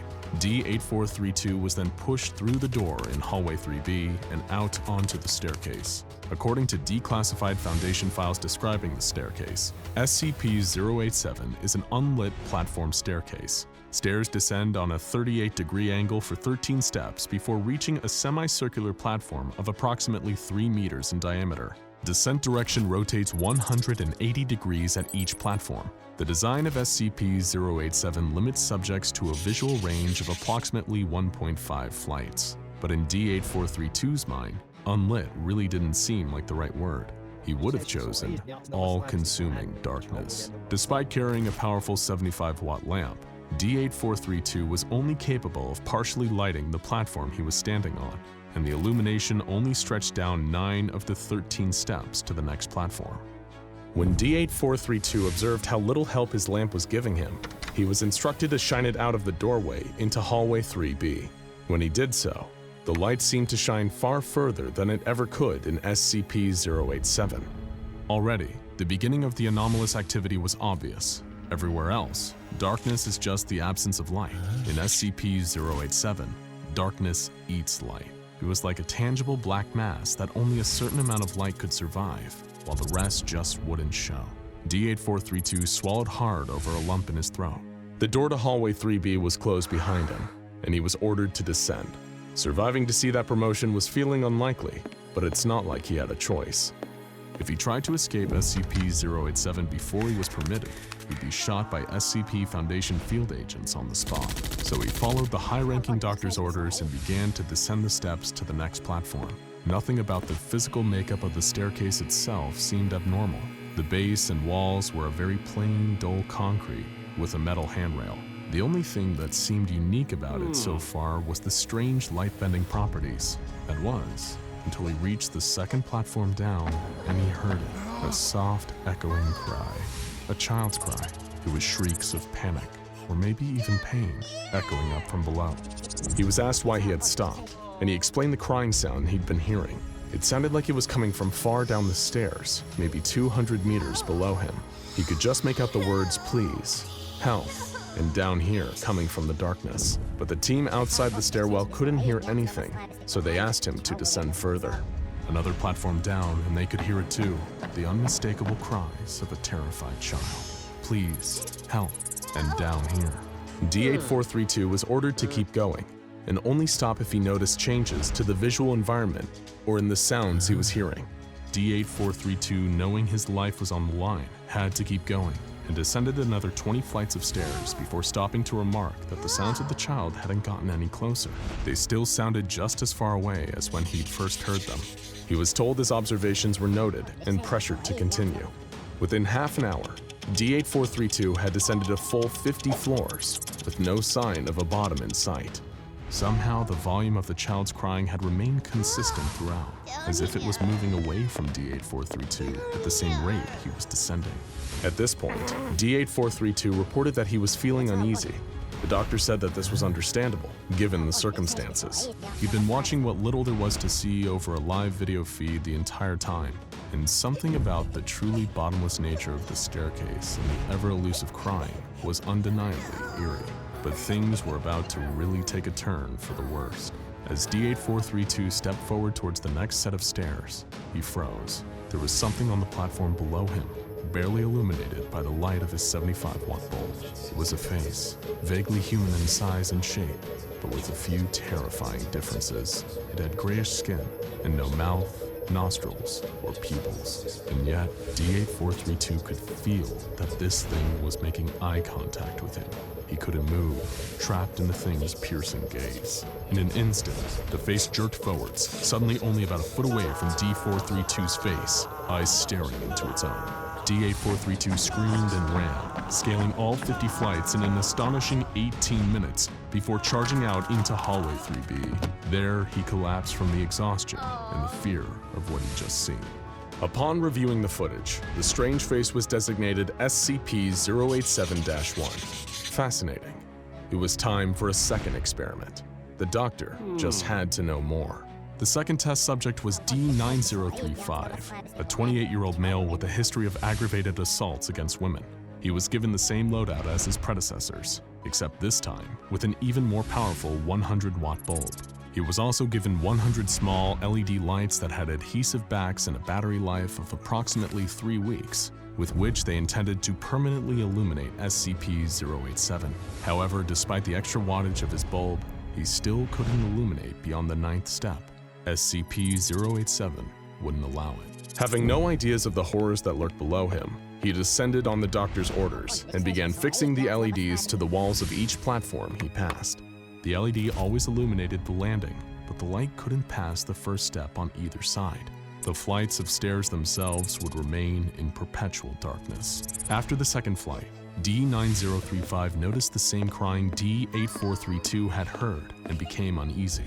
Just like before, as D9035 descended, the volume of the crying didn't seem to increase, as if for every step he descended, the source of the crying descended 1 too, keeping them at a constant 200 meters apart. Still, he was ordered to continue his descent and the placing of LEDs even as his paranoia grew. When he reached the 51st floor, he observed damage to the wall and steps. Sections appeared to have been smashed to rubble by an extreme force. As he descended past the broken step, he only felt his fear, anxiety, and paranoia grow. The doctor made note of the fact that SCP-087 seemed to cause instances of anxiety and terror in its occupants, even before they encountered SCP-087-1. As D9035 reached Platform 89, a full 350 meters under the initial platform, he stopped dead in his tracks and saw something staring up at him from the platform below. That same terrible gray face with those dead white eyes. He was encouraged to stay calm and try to get better footage of the face, but it charged for him, and D9035 ran for his life. He ascended the staircase at a staggering pace, even passing out from exhaustion and remaining motionless for 14 minutes halfway. When D9035 finally gathered the strength to get up, he scrambled back to hallway 3B and fell into a state of catatonia. He remains unresponsive to all external stimuli to this day, just staring off into the distance with a haunted expression, almost like he's still there in the hallway. The doctor wanted to conduct one more test before he ordered SCP-087 shut off from the world forever. And it was the most terrifying of all. The final subject was D9884, a 23-year-old woman with a history of depression and use of excessive force. The doctor had hoped that D9884 would travel the deepest yet, and so he gave her the additional supplies of a backpack containing 3.75 liters of water, 15 nutrient bars, and 1 thermal blanket. As far as the Foundation was concerned, she was in this for the long haul. But none of them had any idea quite how right they were. When D9884 entered SCP-087, all the lights from the previous expedition had disappeared. Still, she was ordered to go deeper. She heard the crying of the mysterious child, if it was even a child at all, and again she was ordered to go deeper. At the 496th landing, even as D9884 seemed to slip into a state of mortal terror, once again she was ordered to go even deeper. Every moment, he was hoping to get a better look at the face of SCP-087-1, and when D9884 finally broke and fled back upstairs, he did. The face appeared, But this time, it was mere inches behind her, staring directly into the camera with its blank eyes, startling even this veteran of the supernatural. The face appearing caused D9884 to panic and flee, but instead of going back up the stairs to safety, she went deeper down the staircase in an attempt to escape it, deeper and deeper and deeper, until her video feed cut out. D9884 was never seen again. In the aftermath of the tests, the SCP was classified as Euclid. It may have been dangerous, but at least it was easy to contain. The door to hallway 3B was replaced with one made out of reinforced steel with an electro-release lock mechanism. It has been disguised to resemble a janitorial closet consistent with the rest of the building. The lock won't release unless a classified number of electrical volts are applied, while the key is turned counterclockwise. And after a few inches of foam insulation were applied to the inner side of the door, staff at the building never again reported hearing strange noises. As for the fates of those lost within the endless turning flights and platforms of SCP-087, we may never know, but one can only assume it isn't pleasant. The SCP Foundation does their best to live up to their famous namesake. They secure and contain anomalies and monsters from all around the world, or sometimes even off-world, and protect the public from the dangers that these strange entities might pose. However, despite their efforts to maintain security and keep their subjects under lock and key, there are sometimes creatures so clever, so devious, and so determined to escape their captivity and wreak havoc on the world that even the SCP Foundation struggles to keep them from getting free. One example is SCP-035, or the Possessive Mask. SCP-035 is one of the most dangerous test subjects in SCP Foundation custody, and its mere presence at the Foundation has resulted in untold damage, death, and destruction. It seems innocent enough to the untrained eye. The mask, which resembles a classic white porcelain comedy mask, though it occasionally changes its expression to tragedy, has been in existence since at least the 1800s. In the late 19th century, the Foundation discovered the mask in a sealed crypt beneath an abandoned home in Venice. It is unknown how it got there, or how the Foundation knew to look for it. If there was ever an explanation for its discovery, it has long since been removed or redacted from the Foundation's archives. You're probably wondering, how can a simple mask leave multiple seasoned Foundation employees dead? Well, like everything at the SCP Foundation, this mask is not what it seems. There is a reason its classification is Keter, a designation that refers to an entity that's excessively difficult to contain, and it couples this difficulty with a pronounced hostility towards human life, and the ability to cause widespread destruction in the event of a containment breach. These are the qualities that the poor unfortunate souls assigned to guard SCP-035 would come to understand all too well. The Possessive Mask is a parasitic entity, constantly seeking out a host willing to put it on. Any human being in the mask's proximity experiences a sudden, unexplainable urge to put it on, and once they do, there's no going back. SCP Foundation research has determined that once a host has put on the mask, their brain waves are replaced with an alternative pattern, this one coming from the mask, rendering the host effectively brain dead. Once the host's brain function has been eliminated, the mask takes over, piloting their body and even speaking through them. However, the mask can only occupy a host for a small amount of time before the body begins to decay and decompose, eventually rotting away completely, leaving nothing but desiccated flesh and bones where there once was a person. SCP-035 is capable of possessing any humanoid being, whether that's an actual human being or a lifeless humanoid shape. Despite all their research, the SCP Foundation unknowingly gave the mask all the tools and resources it needed to break containment and leave a trail of bodies in its wake. For a time, the mask was given host privileges, meaning that it was purposely allowed to occupy a host in order to speak with the scientists studying it. In order to avoid murky ethical issues, the host was usually something inanimate like a mannequin or a statue. These conditions, however unsettling, allowed the researchers to carry out interviews with the consciousness housed inside the mask, in the hope of beginning to understand it and its motivations. However, SCP-035 lost all access to its host privileges after it almost pulled off an unprecedented, shocking, and nearly catastrophic escape attempt. In its early days at the facility, when it was still allowed host privileges, it was contained in a triple-locked room and monitored by several research personnel. These were experienced researchers who had been with the Foundation for a minimum of 5 years each, an unusually long tenure in such a dangerous and mentally corrosive line of work. These research staff members were thought to be the most capable of handling interactions with the mask and be able to resist its attempts at manipulation. Unfortunately, these assumptions were naive and seriously underestimated the mask's power. Research on the mask indicates that the mask is incredibly intelligent and a skilled manipulator. It has a photographic memory, intelligence that would rank it in the 99th percentile of humans, and the ability to incite dramatic changes in the behavior and people that it talks to. One particularly infamous interview between the entity and an unnamed doctor at the Foundation suggested that the mask may even possess telepathic abilities. The mask was able to give details about the doctor's life that no one else was privy to, including knowledge of an affair that his wife was having. Following the interview, the doctor suffered a psychotic break and committed suicide just 24 hours later. The mask is able to use its superior intelligence, charismatic personality, and mind-reading abilities to get inside the heads of those it speaks with. It will pull out any and all psychological stops to get what it wants, leaving broken minds and spirits in its wake. It was really only a matter of time before it used this skill set to its advantage and attempted to escape its confinement. The day of the escape attempt was like any other. The research staff, a team of 3 intelligent, experienced men, checked into the facility, measured the conditions of the mask's containment unit, and began the process of interviewing the mask like normal. Its motions were slow and looked to require great effort, as its current host was beginning to degrade beyond use.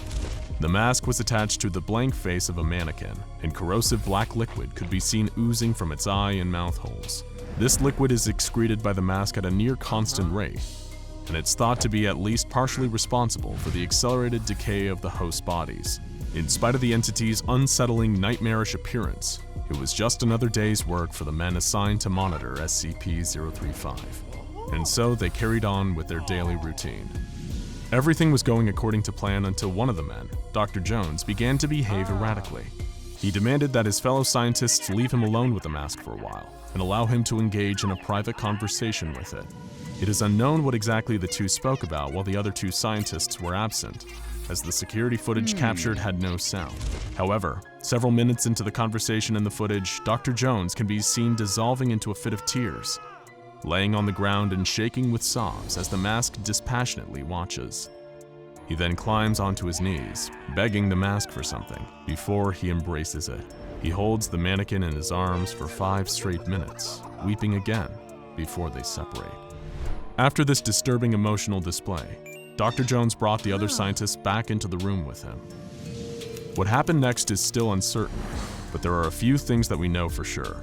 The other scientists began to speak with the mask. In later interviews, the other scientists were bordering on incoherent babbling about various traumas from their lives. One repeatedly referred to a drunk driving accident where a dear friend was killed, and he was at fault. Another simply cried out for his mother again and again. Whatever the mask said to them, it was enough to completely destroy their mental health. After the 2 scientists had been emotionally devastated by the mask, Dr. Jones escalated the situation further. Dr. Jones removed the mask from the decaying mannequin body, and shocking everyone who had later reviewed the security footage, placed it onto his own face. Once the mask was in place, the security footage ends.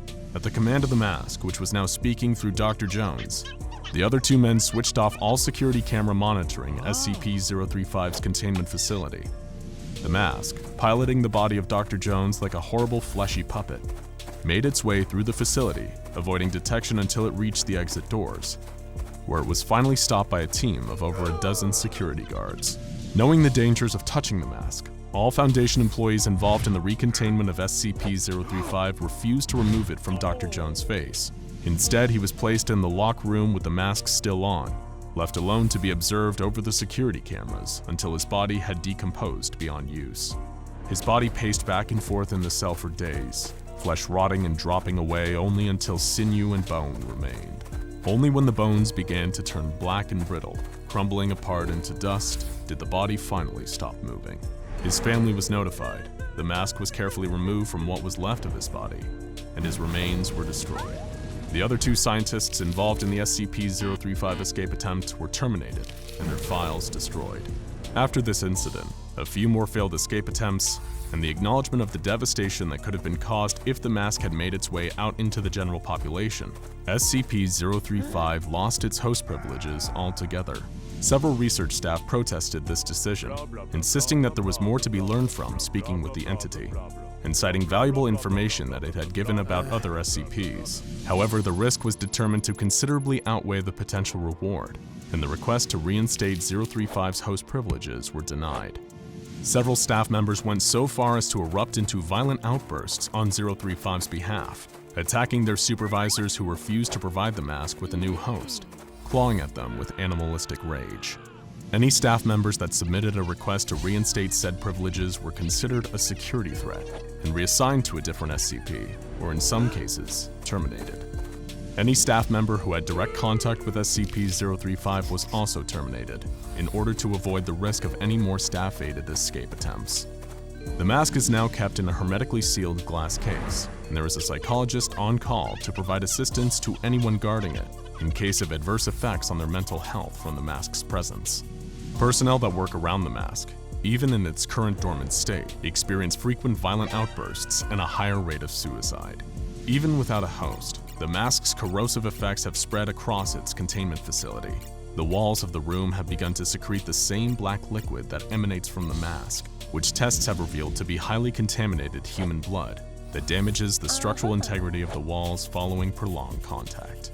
This blood has begun to form patterns on the walls, spelling out words and phrases in Italian, Latin, Greek, and Sanskrit, as well as depicting drawings of ritual sacrifice and mutilation. Staff members also report hearing unintelligible whispering and horrifying high-pitched laughter when in proximity to the mask. Further exposure to the mask results in migraines, hemorrhaging around the eyes, mouth, and nose, and an eventual psychotic break. Between the corrosive substance appearing on the walls and the physical and psychological damage to employees, SCP-035 is becoming increasingly difficult to contain, and there are debates among staff as to whether the entity can, in fact, be contained at all. As soon as possible, SCP-035 will be moved into a new containment facility, and its previous cell will be isolated from the rest of the Foundation's property and destroyed for the safety of all involved.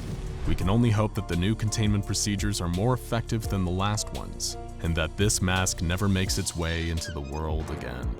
If it does, who knows how many lives it will claim. In the meantime, if you ever come across a strange mask and feel a nearly uncontrollable urge to put it on, ignore the whispered pleas to just try it. Ignore the echoing laughter and the sensation of something older and more powerful than you can imagine rummaging through your deepest, darkest, secret thoughts. Turn around and run as fast as you can in the other direction. You'll be glad that you did. Jack was swimming deep underwater, wondering why he had such a pounding headache when suddenly he had a terrifying realization. He had no idea where he was or what he was doing. There was a nagging feeling that he must have a specific reason to be here. You don't just end up deep in the ocean with a diving suit on by chance. Yet he had no idea what he was supposed to be doing. He wasn't sure he cared either. He was more worried about the throbbing pain in his head and the vision of two eyes staring at him out of the dark that he couldn't get out of his mind. His heart began to race as he wondered what to do and how to get help. He was in the middle of the ocean and appeared to be all alone. He couldn't see anything in the dark water except for this weird gray substance in front of him. Maybe he was gonna die here alone.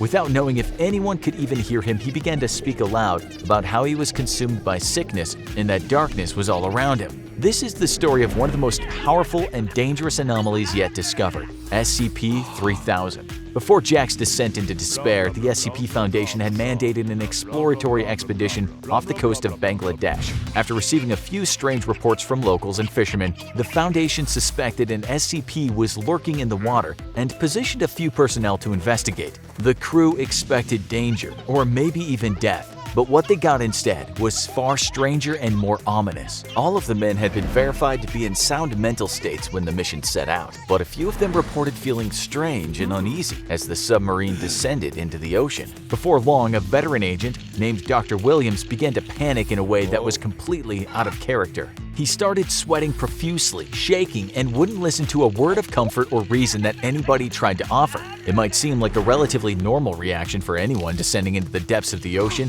to meet with a monster that they don't know anything about, but Dr. Williams was a seasoned professional who had been on hundreds of such missions before. There was no logical reason for him to act like this. Although the reaction of Dr. Williams was the most extreme, he wasn't the only one who started to feel strange. Multiple agents developed a creeping feeling of unease that swept over them. One of the calmer men tried to reason with Dr. Williams, asking him what was wrong and if he could explain exactly how he was feeling. That's when things got even stranger. Not only was the doctor extremely anxious, but he now seemed incapable of giving a real response to any questions thrown at him. He could only mutter that he was missing something, but he wasn't sure what. Knowing that many SCPs can bend reality and the human mind, many of the personnel began to have second thoughts about the mission and even asked for permission to call off the mission. But they were mandated to continue, so they went on. As the team went deeper and deeper into the ocean, things only got worse. Even the previously calm crew members became spooked and antsy, while the ones who were already anxious were now sweating and jittering.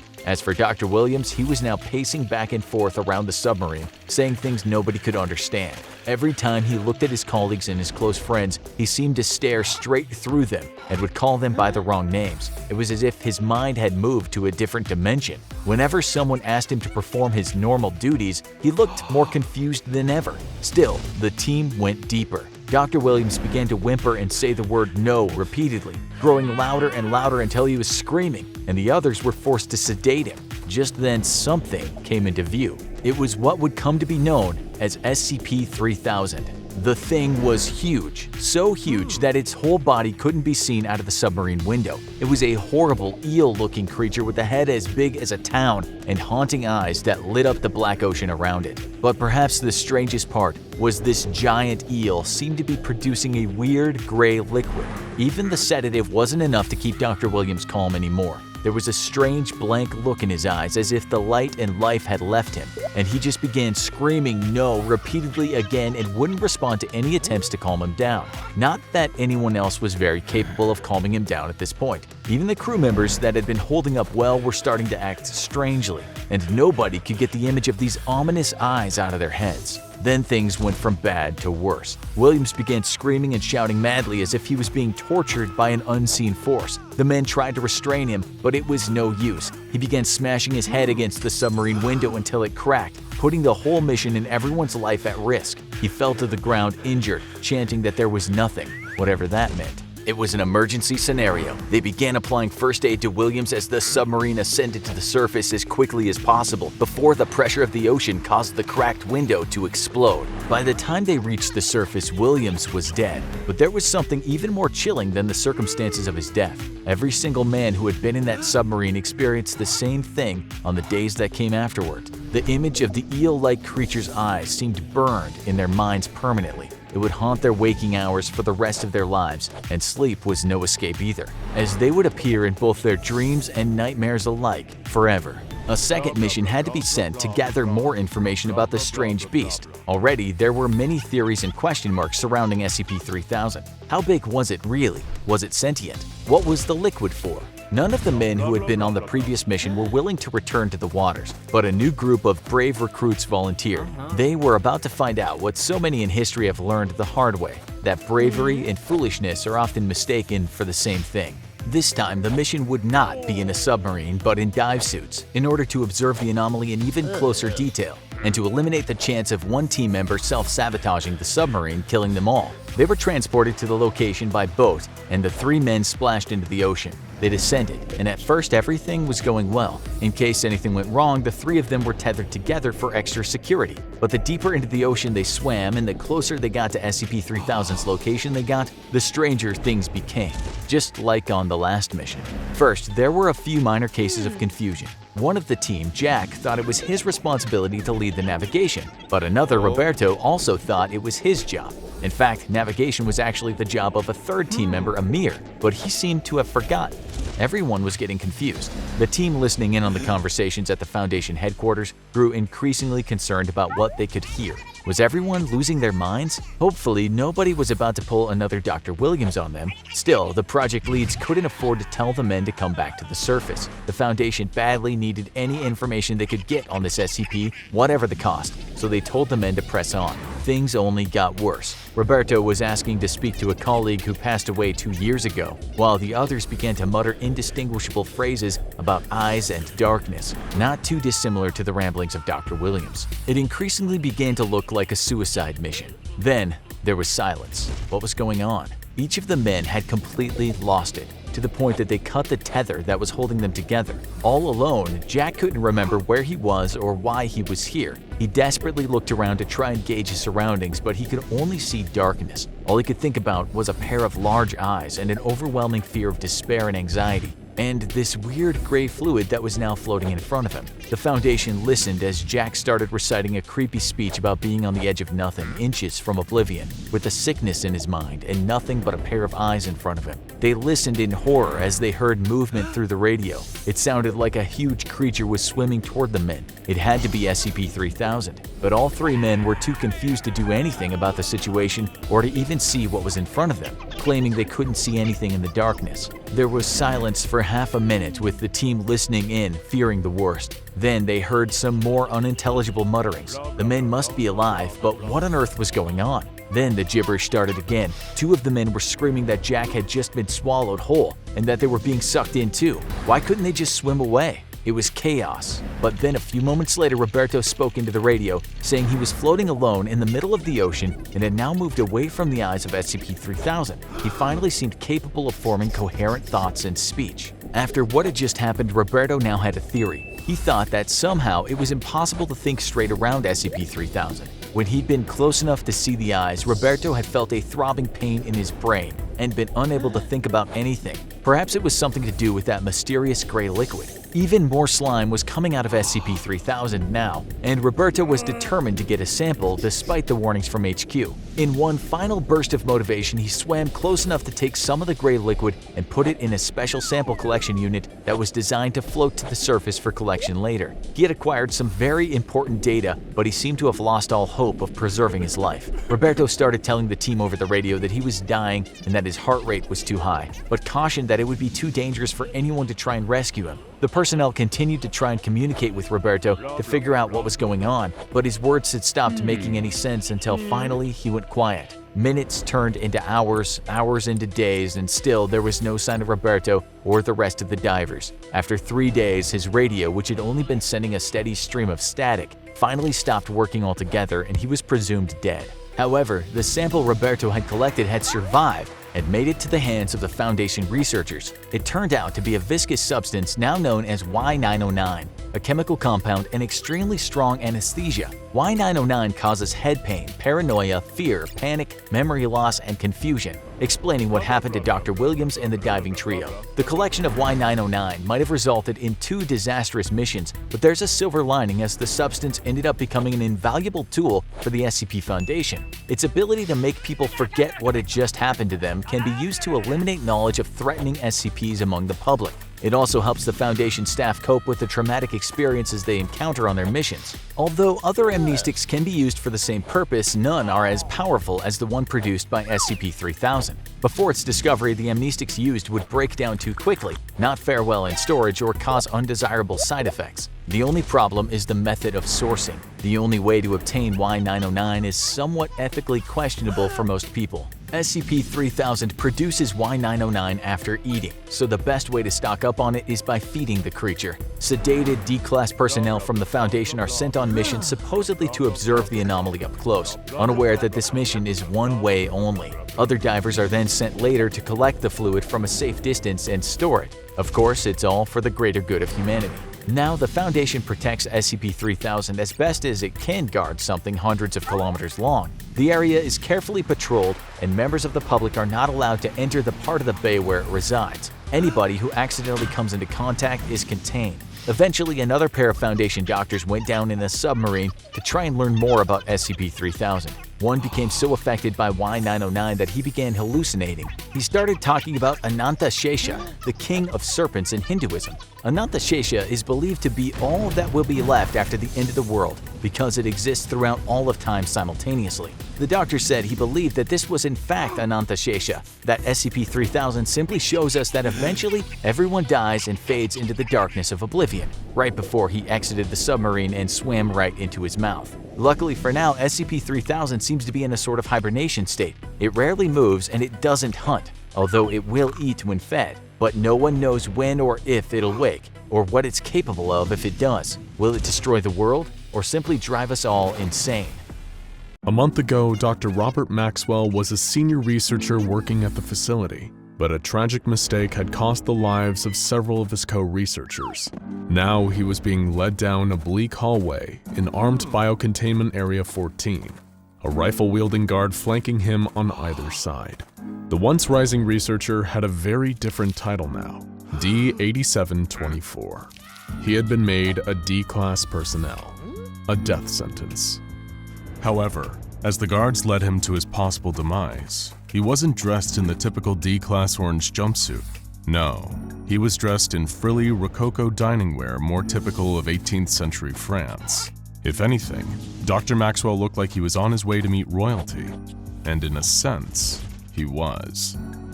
The former researcher had begged for any other assignment, but the site director insisted on committing Dr. Maxwell to tea time with SCP-082. He'd always been the talkative type, so the two would make a perfect pairing. And if the creature found him sufficiently amusing, then Maxwell might even leave the containment cell alive. He had heard legends of the giant creature they called the cannibal. Maxwell hoped they were just stories. Dr. Maxwell was pushed by the guards into a large, luxuriously appointed room, and the doors were locked behind him. He felt like a child, surrounded by freakishly large furniture and 10-foot-high ceilings. The fog of obnoxious floral perfumes couldn't fully cover up the pervasive smell of death that lingered in the cavernous halls of 082's palace. Thanks to an elaborate ruse conducted by the Foundation, SCP-082 believed he was the King of France, and that his containment cell was a palace where he remained for his own safety. The creature's continued good behavior and everyone else's safety relied on visitors keeping up that lie. Maxwell had never worked in this area of the facility, so a lot of the standard procedures were new to him. Still, his superior had given him a clear directive: talk to the monster, communicate with him, be cordial and friendly, see if you can find out more about his mysterious past, and most importantly, if you want to survive, don't annoy him. The down-on-his-luck scientist gulped inside, trying to steady his nerves in this oversized fake French palace. He just kept thinking, surely he can't be that big.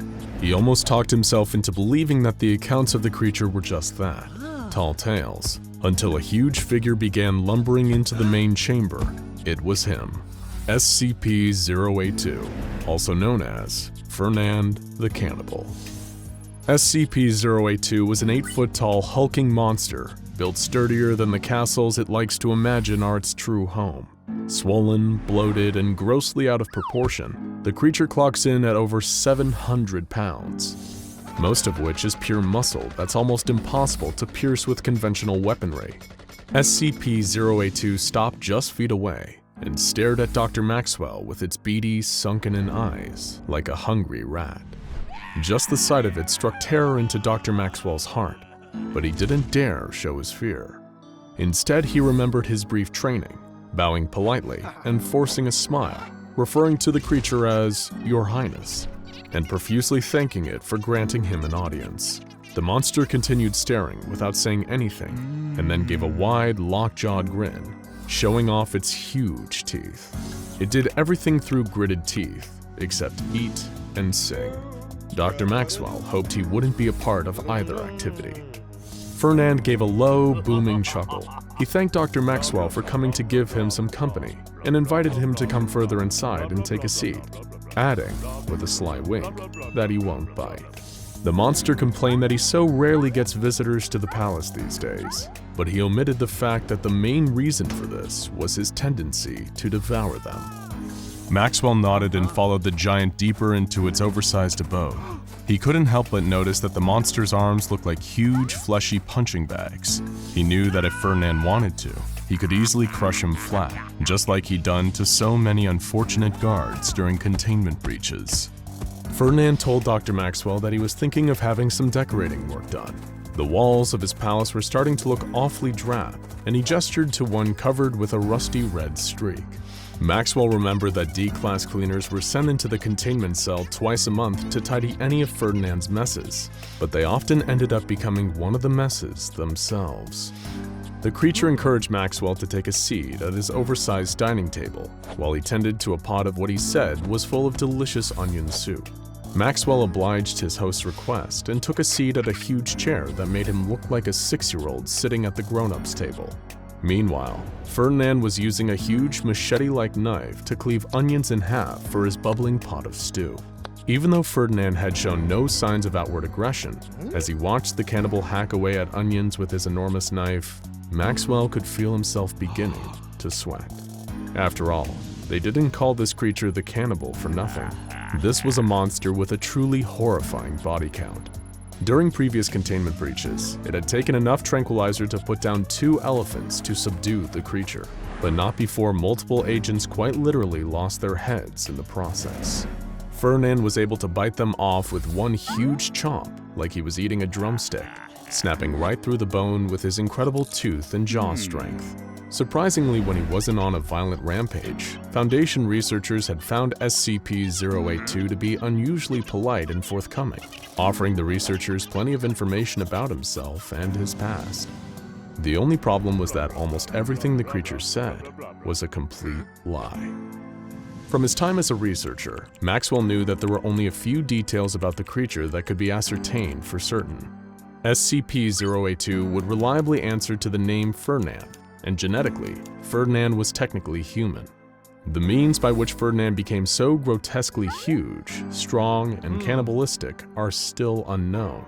Foundation personnel are still looking into whether it's due to some kind of anomalous genetic mutation or by more supernatural means. All we know is that he's big, unpredictable, and extremely dangerous. Dr. Robert Maxwell sat terrified at the dining table of SCP-082, listening to Ferdinand's slightly dull blade chop through the final onion, which he then tossed into the boiling soup. Ferdinand had switched the topic of conversation to one of his favorite fictional characters, Hannibal Lecter. Of course, Hannibal the Cannibal isn't quite so fictional to Ferdinand. While he's been shown to be extremely intelligent in terms of puzzle solving and memory, he seems to have no understanding of the distinctions between fiction and reality. He assumes all movies and TV shows are a form of documentary or reality television. And ever since seeing The Silence of the Lambs, Ferdinand has been eager to meet with Dr. Lecter, which he emphasized to Maxwell over and over. Since trying to explain the concept of fiction to Ferdinand had never previously worked, Maxwell simply told him that Dr. Lecter is extremely busy at the moment, but will visit whenever he gets a chance.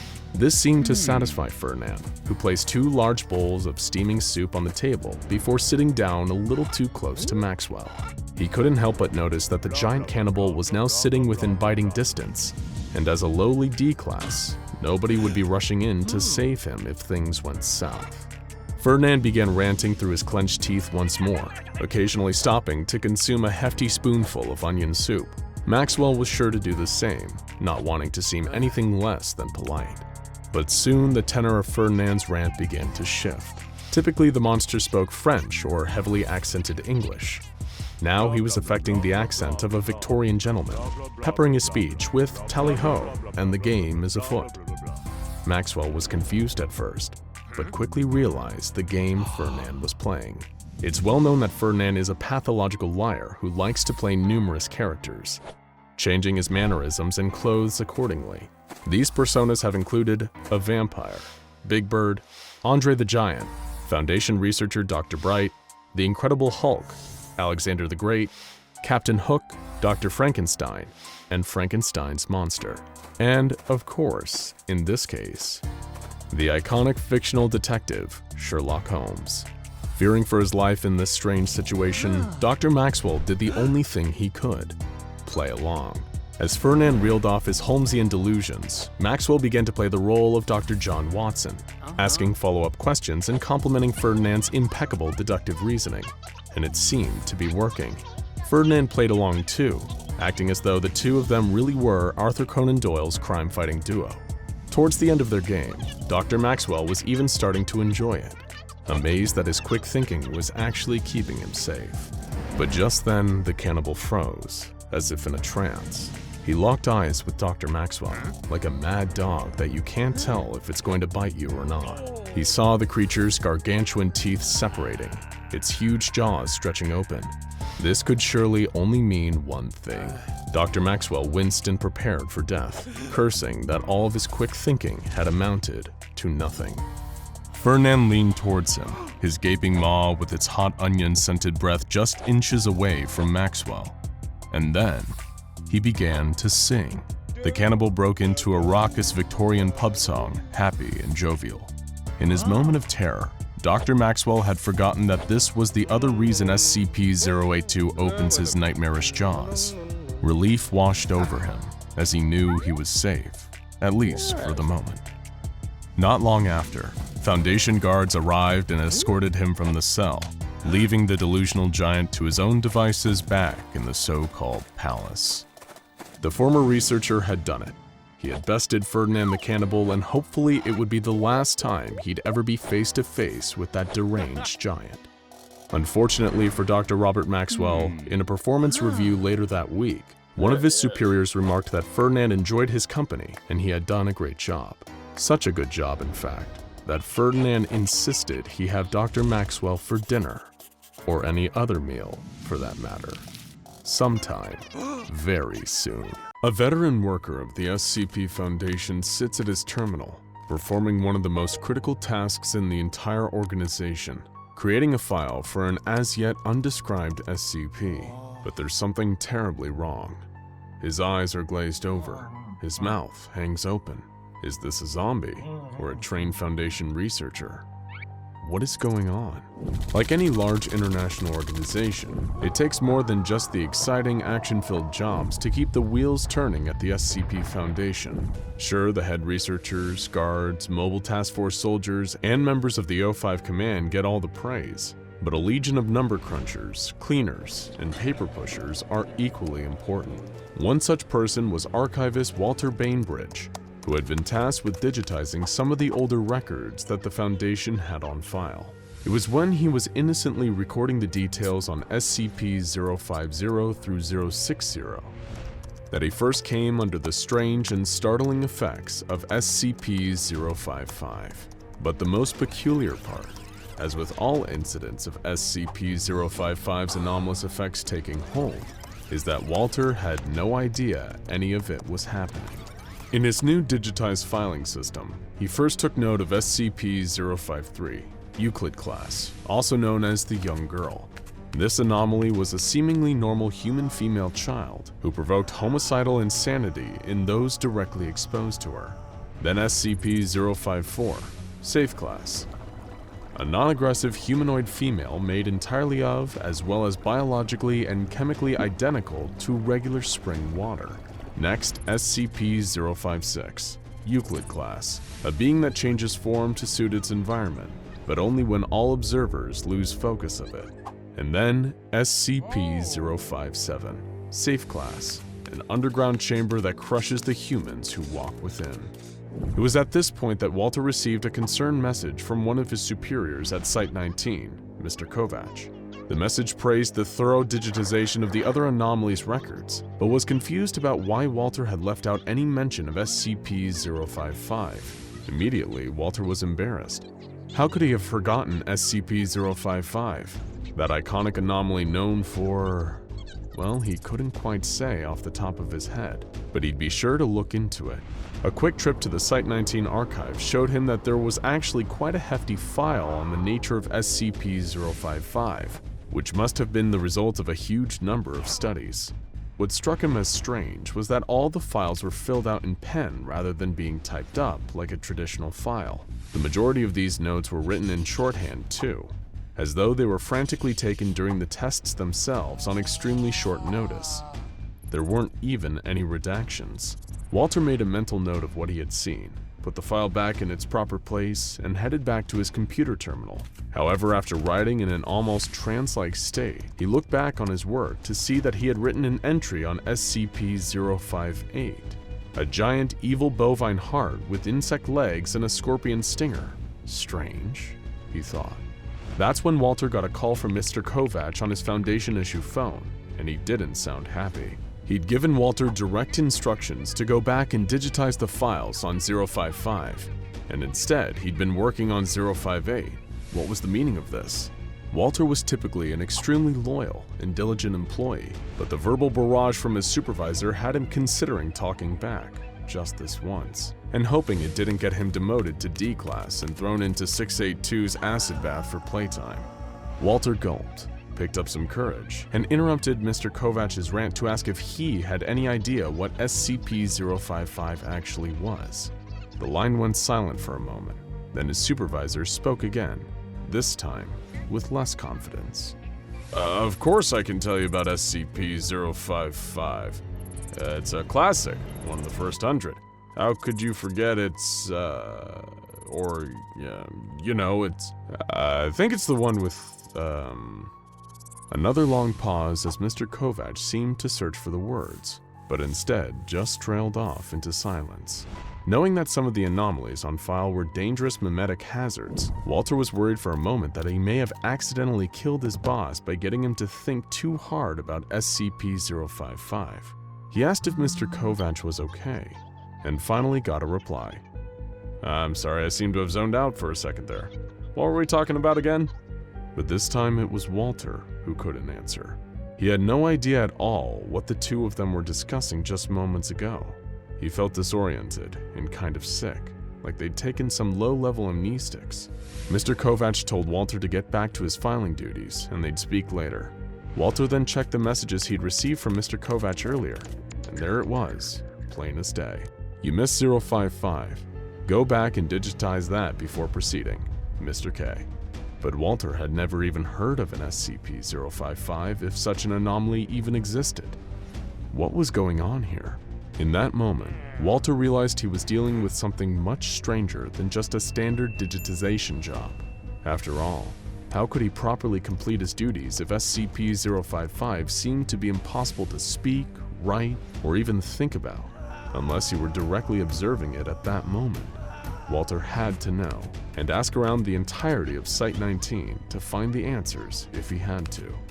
Sadly for Walter, he was about to embark on a much more challenging task than he could have ever imagined.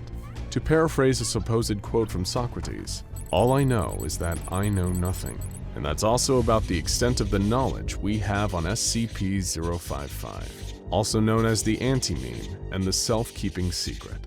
What does it look like? When and how was it obtained by the Foundation? What are its anomalous abilities? Is this thing dangerous? We may never know, because the only anomalous ability of SCP-055 that we're aware of is the fact that nobody is capable of retaining any information about it. It's crucial to note that whatever 055 is, it isn't invisible or indescribable.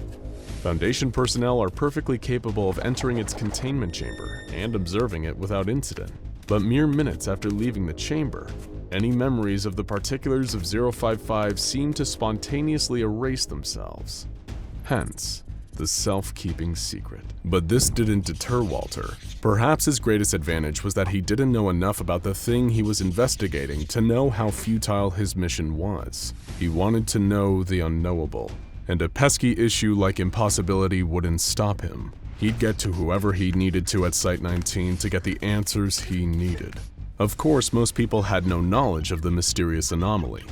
The common response he got back from his colleagues was, 055? Do we even have a 055? While the realization of sudden memory loss, or the realization of 055's existence, has been known to cause momentary stress, there are no known long-term physical or mental effects from 055's anomalous abilities. It's a fleeting idea in its purest form, like forgetting why you walked into a room.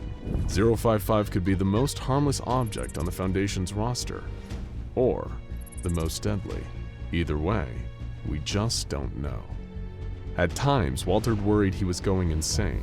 055 and everything related to it was gaslighting him. Was 055 even real? The one thing that proved to him that 055 must have existed is that its containment chamber existed. According to the official records kept by the Foundation on the Site-19 containment facilities, 055 is kept in a 5x5 by 2.5 meter square room, constructed of 50-foot thick cement, with a Faraday cage surrounding the cement walls. The report continues that access is via a heavy containment door measuring 2 by 2.5 meters, constructed on bearings to ensure door closes and locks automatically unless held open deliberately. 055 cell is one of the few to have no posted security guards, and any personnel working on other SCPs in the area are ordered to remain at least 50 feet from the geometric center of 055 cell, where the anomaly itself is kept. When he tried to explore further why the cell was constructed in this manner, he found that, surprise surprise, nobody knew. 055 was an anomaly whose containment requirements were so mysterious that it automatically netted itself a Keter class designation. After all, how can you properly contain something you can't even hope to comprehend? There were plenty of rumors about the true nature of 055. Some of the more conspiratorial minds at Site-19 theorized that 055 was actually an autonomous or remotely controlled spy inserted into the site to observe Foundation operations, or even humanity as a whole. If you're on the more paranoid end of the psychological spectrum, this theory makes total sense. An anomaly that's physically impossible to remember, even when writings and pictures on the subject exist, would be a perfect spy. However, this was all ultimately little more than speculation. Walter was barely any further along than when he started. There were multiple points in his investigations where Walter seriously considered giving up, until finally, he had a major breakthrough. Dr. Bartholomew Hughes and Dr. John Marichek were two scientists that had performed extensive research into 055, and who, Walter hoped, might have the answers he sought about the self-keeping secret. These scientists were the first to discover the anti-memetic nature of 055, performing numerous tests on D-Class personnel to see if it was possible to create feasible written records, sketches, or any other records or impressions that could bypass its anomalous effects. The disorienting, memory-ruining effects of 055 also extend to any materials concerning 055. It seems to be a truly uncrackable code, but Dr. Hughes may have finally found some cracks in the armor. For starters, the fact that we're able to remember that 055 is an anti-memetic is an ironic exception to its anti-memetic qualities. This revelation also inspired another realization from Dr. Hughes. Would it be possible to discover more about 055 from the process of deduction rather than the typical induction? In other words, could they possibly learn about 055 by figuring out all the things it isn't rather than what it is? Dr. Marichek designed an experiment with Dr. Hughes to explore this theory. They designed the experiment around a simple question: is 055 not spherical? In designing the question to specifically find out what 055 isn't, they hoped to subvert the anomaly's anti-memetic powers. Walter was fascinated by this potential method of getting answers. Marichek and Hughes found that, while the questioning process for those exposed was often arduous and frustrating, they could now definitely say that 055 is not a sphere. It is theoretically possible to discover the true nature of 055 by an almost endless barrage of deductive questions, though whether Command would authorize the resources for such extensive testing is still an open question. Walter, in his desperation, begged Marichek and Hughes for clearance to view 055 himself. The curiosity had become too great during his search to just walk away with the single fact that 055 wasn't spherical. He needed to see this thing. And after several weeks of filling out forms and cutting red tape, his wish was finally granted. Walter Bainbridge was allowed a private audience with SCP-055, the subject of his months-long obsession. Outsiders observed that Walter spent just over an hour in the containment chamber, taking photos, drawing sketches, writing down notes, recording audio logs, and reciting memory mnemonics. He was pulling out every stop to counteract the anti-memetic effects of the self-keeping secret. He was adamant that he would not be defeated by his non-spherical nemesis, not after all this time and effort. Once his time in the 055 containment chamber was over, he retired back to his office to finally digitize his exhaustive findings, so that his supervisor, Mr. Kovac, would finally get off his back. Walter smiled, took a deep breath, and began to type. SCP-059, Keter class. This anomaly is a radioactive mineral that emits a unique radiation known as delta radiation. Exposure to this radiation has caused strange fungal growths on the infected... Wait, what was this supposed to be about again? Oh well, it couldn't have been that important. The fabric of our world is littered with strange doorways if you know where to look for them. Tears, portals, anomalies, all leading to places and planes beyond human imagining and understanding.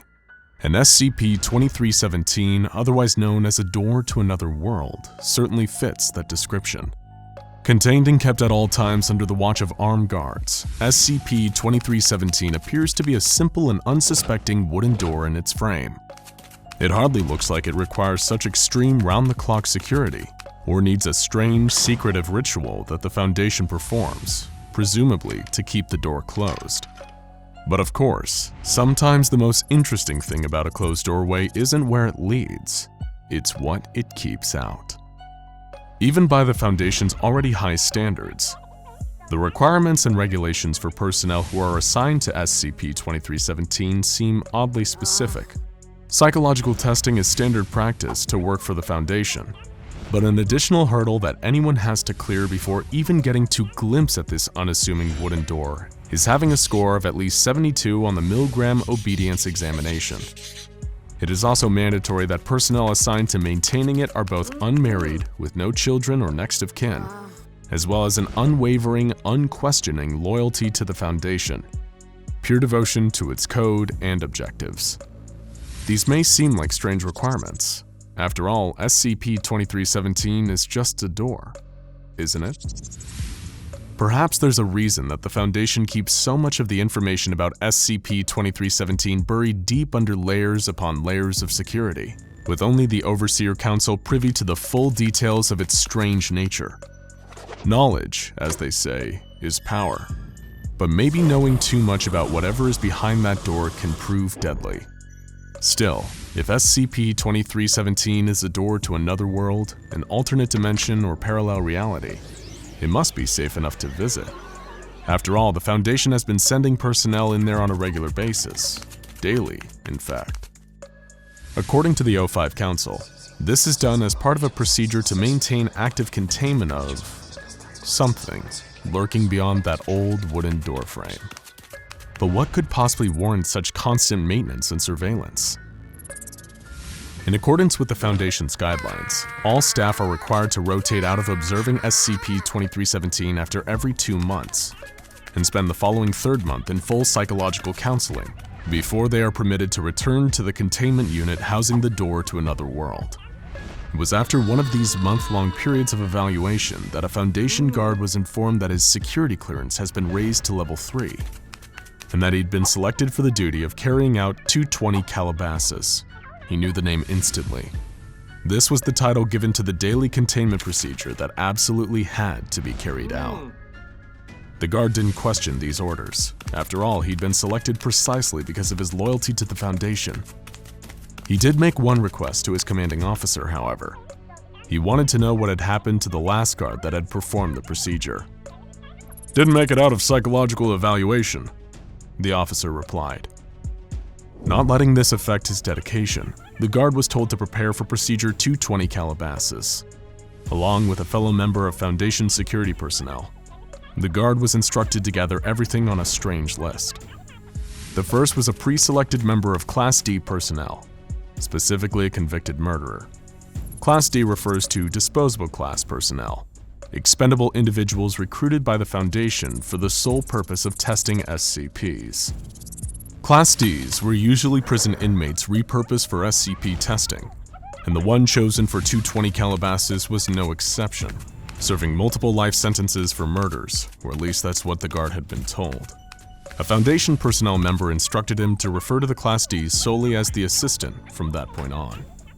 Next, the guard collected a live chicken an obsidian-edged knife, a silver aspergillum and aspersorium, to be filled with 500 cc's of holy water that have been blessed by a priest of the Abrahamic faith, and finally, a 1 kiloton nuclear device, which according to instructions was only to be detonated in the unlikely event of a catastrophic containment failure. In other words, the last resort. After following his instructions to the letter and without question, the guard and his colleague were briefed.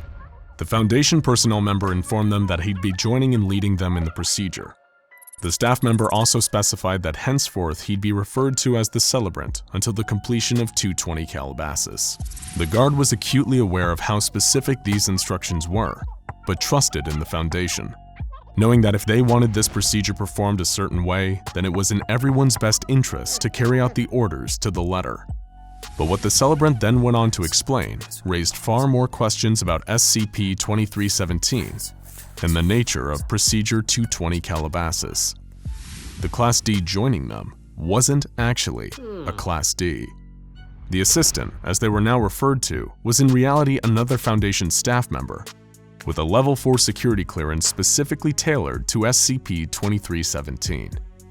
Every member of staff entering through SCP-2317 and taking an active role in 22 Calabasas needed to be informed that this assistant was not to be harmed or treated as a member of disposable class.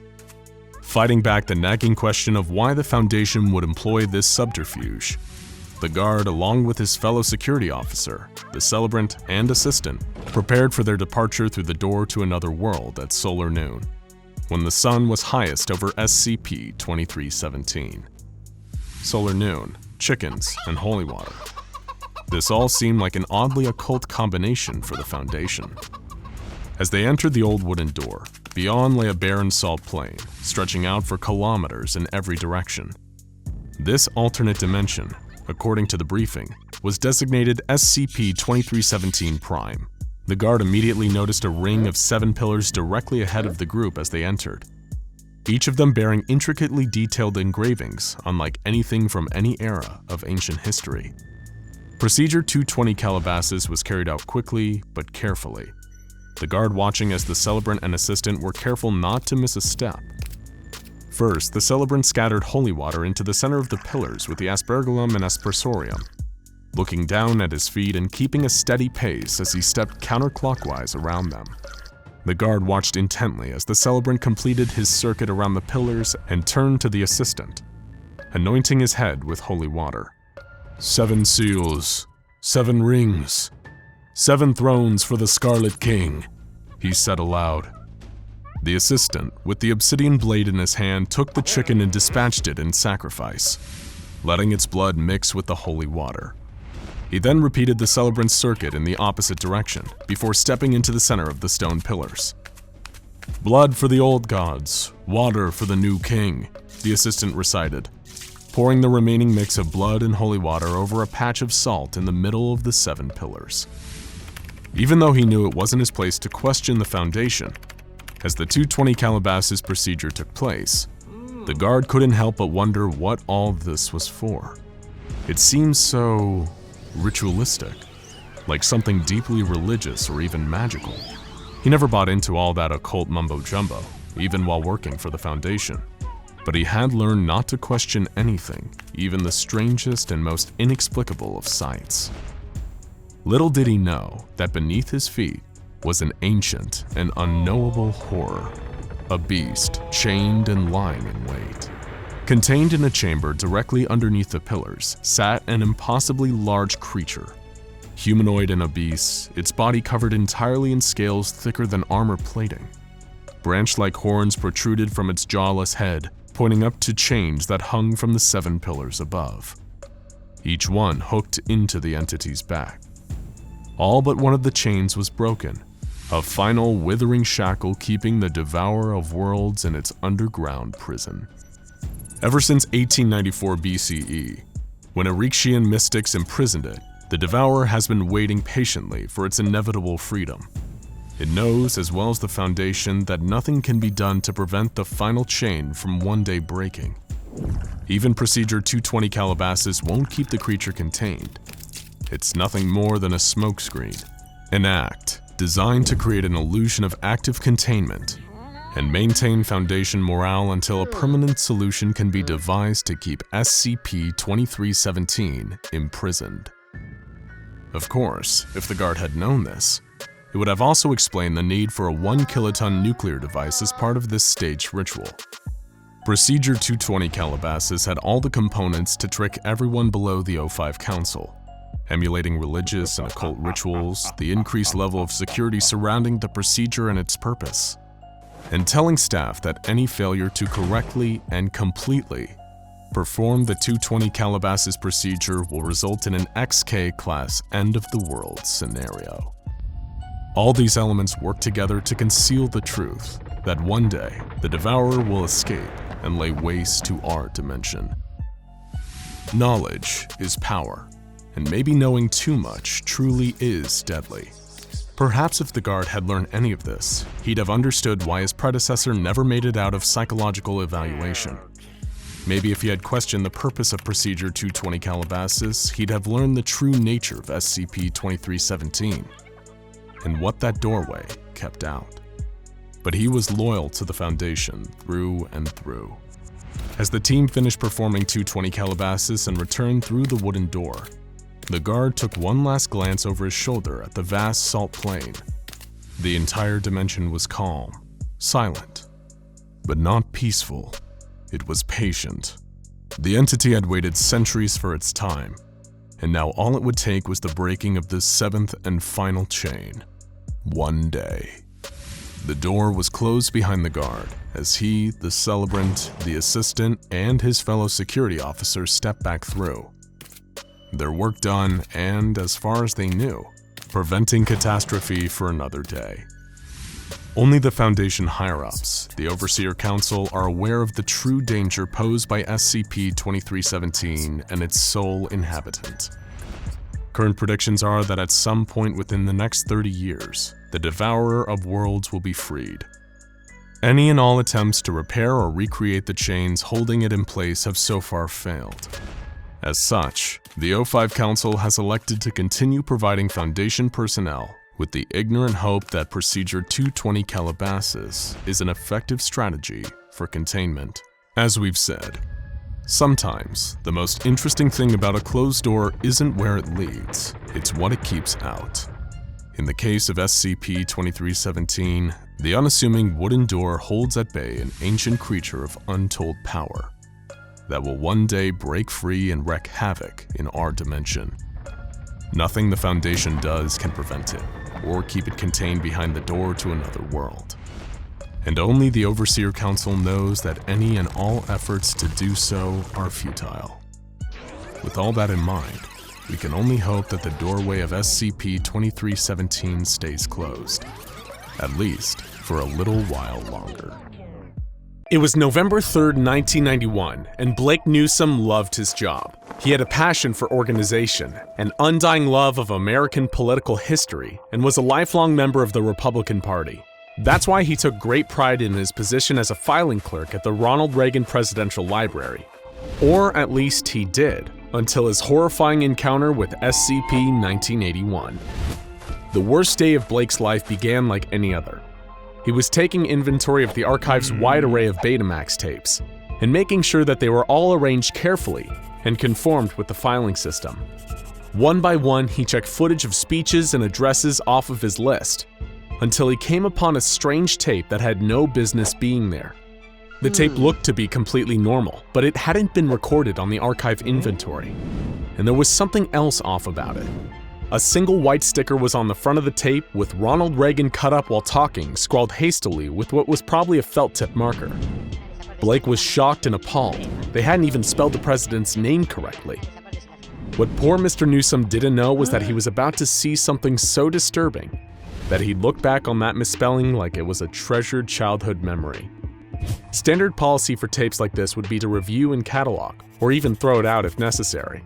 Typically, a lowly filing clerk like Blake would need to seek approval from his superiors, but curiosity got the better of him. He commandeered one of the library's televisions and Betamax cassette players and started watching the footage. For the first minute or so, nothing seemed out of the ordinary. Just the president standing at the podium giving his iconic Evil Empire speech to the National Association of Evangelicals at Sheraton Twin Towers Hotel, Orlando, Florida, on March 8, 1983. However, the second the tape hit the 1 minute and 10 seconds mark, something unnatural began to occur. President Reagan's speech began to veer off as the topic of conversation shifted from the importance of family values to the exquisite taste of human flesh. Blake was taken aback. Surely he was hearing things. But the tape only got worse. President Reagan began to divulge the fact that he enjoyed the taste of young flesh the best, particularly that of infants. As Reagan began to go into detail about how exactly one should best cook an infant if you want to seal in the flavor, the crowd erupted into modest applause. Blake started to feel sick. He'd remembered watching this speech, and President Reagan had said nothing of the sort. Things only got weirder as the president's cheek suddenly opened up into a long bleeding gash, as though someone had cut into his face with an invisible knife. As the speech continued, and Reagan's words became more nonsensical and incoherent, the injuries got worse too. His face developed puncture wounds like he was being stabbed. Skin in some areas rotted and peeled off. Reagan showed no awareness of the horrifying injuries that seemed to be occurring spontaneously on his body. This was a living nightmare. The tape came to a merciful end 22 minutes in, after President Reagan's throat appeared to be slashed open and his insane speech was reduced to quiet gurgles. It fizzled out into static shortly after, and Blake politely retired to the bathroom to throw up. Was this some sick prank or tampering or camera trickery, perhaps? He didn't know, but the tape was disgusting, and whoever was responsible had to be punished. Newsom contacted the police, hoping obscenity charges could be pressed against the creator of the tape once they were found. The tape was taken into evidence, and a low-level police investigation into the possible culprits began. While the police officers who viewed the tape reported nightmares in the weeks following, the creator of the tape was never found. The investigation truly came to an end when a superior closed the case and the tape disappeared from the evidence locker. This, as you probably could have guessed, was the work of a field agent from the SCP Foundation. Amnestics were then used to erase the memories of everyone unlucky enough to witness the tape, including Blake Newsom, who could finally rest easy and return to his filing work. The Anomalous tape was now in responsible hands. It was given the designation SCP-1981 and given the object class Safe due to its easily controlled and self-contained nature. Proper research and testing was now able to begin, and while nothing about the construction of the tape suggested anything inherently anomalous, repeat viewings of the video made it clear that this went far beyond mere doctored footage of a presidential speech. Every single time the tape is played, both the speech made and the injuries received by President Reagan change. The few rules the tape seemed to always follow are that Reagan never reacts to the injuries he's receiving. It always has the same beginning and total runtime, and the speech is always corrupted. The speeches have been described as mostly incoherent, lacking any sort of underlying thematic structure, and largely being composed of nonsensical anecdotes and parables. So not that dissimilar from a regular Reagan speech, but the topics always turn incredibly dark and have included torture, mutilation, death, cannibalism, ritual sacrifice, genocide, and more. The range of injuries shown on President Reagan in the videos have included, but are by no means limited to, impalement, mutilation, and some tortures so gruesome that the details have been redacted from official files. On several occasions, the details of President Reagan's speech have also eerily predicted the future. These include successfully predicting the September 11th attacks in 2001 and the outcome of the 2008 Russian presidential election. Incidentally, this isn't even the only Reagan-related SCP to predict the future. No, there's another entity in this incredibly specific niche, SCP-095, a highly degraded copy of a comic known as The Atomic Adventures of Ronnie Reagan. The title character bears a striking resemblance to President Reagan, despite the fact that the comic is confirmed by Foundation tests to have been written in the early 1930s. The comic is set in the far-off future world of the 1980s and follows a number of Ronnie's exploits in 3 stories. The first, titled Ronnie vs. Space Admiral Carter, seems to perfectly describe the events of the 1980 presidential election. The second, Space Assassin, mirrors the attempted assassination of President Reagan by John Hinckley Jr. and the third, titled Jungle Planet, retells the Iran-Contra controversies of 1986. These comics were produced under the mysterious and apparently non-existent company Future Funnies. The Foundation hopes to track down the other comics from this company whenever possible, but they've had no luck on that front. For now, there's only SCP-095. During initial testing, Foundation staff watched the tape frequently in case this strange, corrupted version of President Reagan had any other valuable predictions for the future. However, during one of these screenings, one of the D-Class observation personnel pointed and yelled at the screen in horror. Upon further examination of recorded footage, researchers could see exactly what had concerned the D-Class observer so much. While in other viewings of the tape, President Reagan's press detail had appeared totally normal, in this one something was clearly amiss.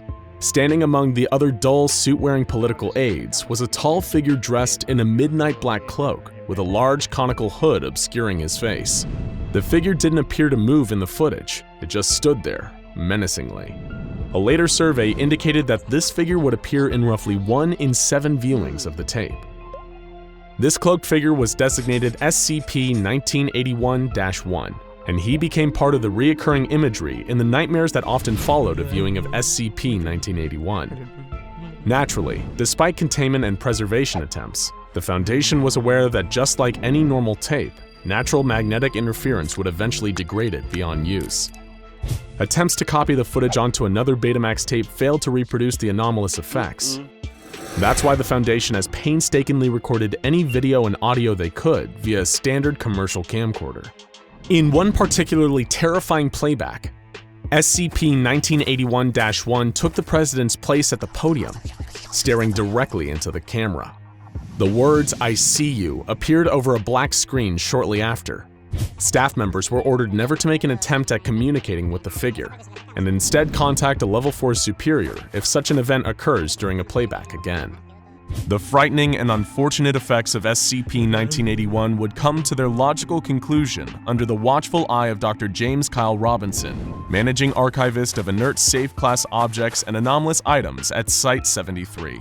He was contacted by Special Agent Arnold Rodriguez and Special Agent Ethan Tate, members of the Secret Service with a duty to protect President Reagan.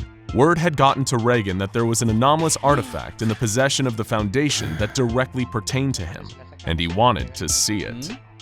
Dr. Robinson obtained files and transcripts pertaining to SCP-1981 and handed them over to the agents, but refused to allow President Reagan to see the tape directly without approval from O5 Command. But Reagan and the agents were persistent.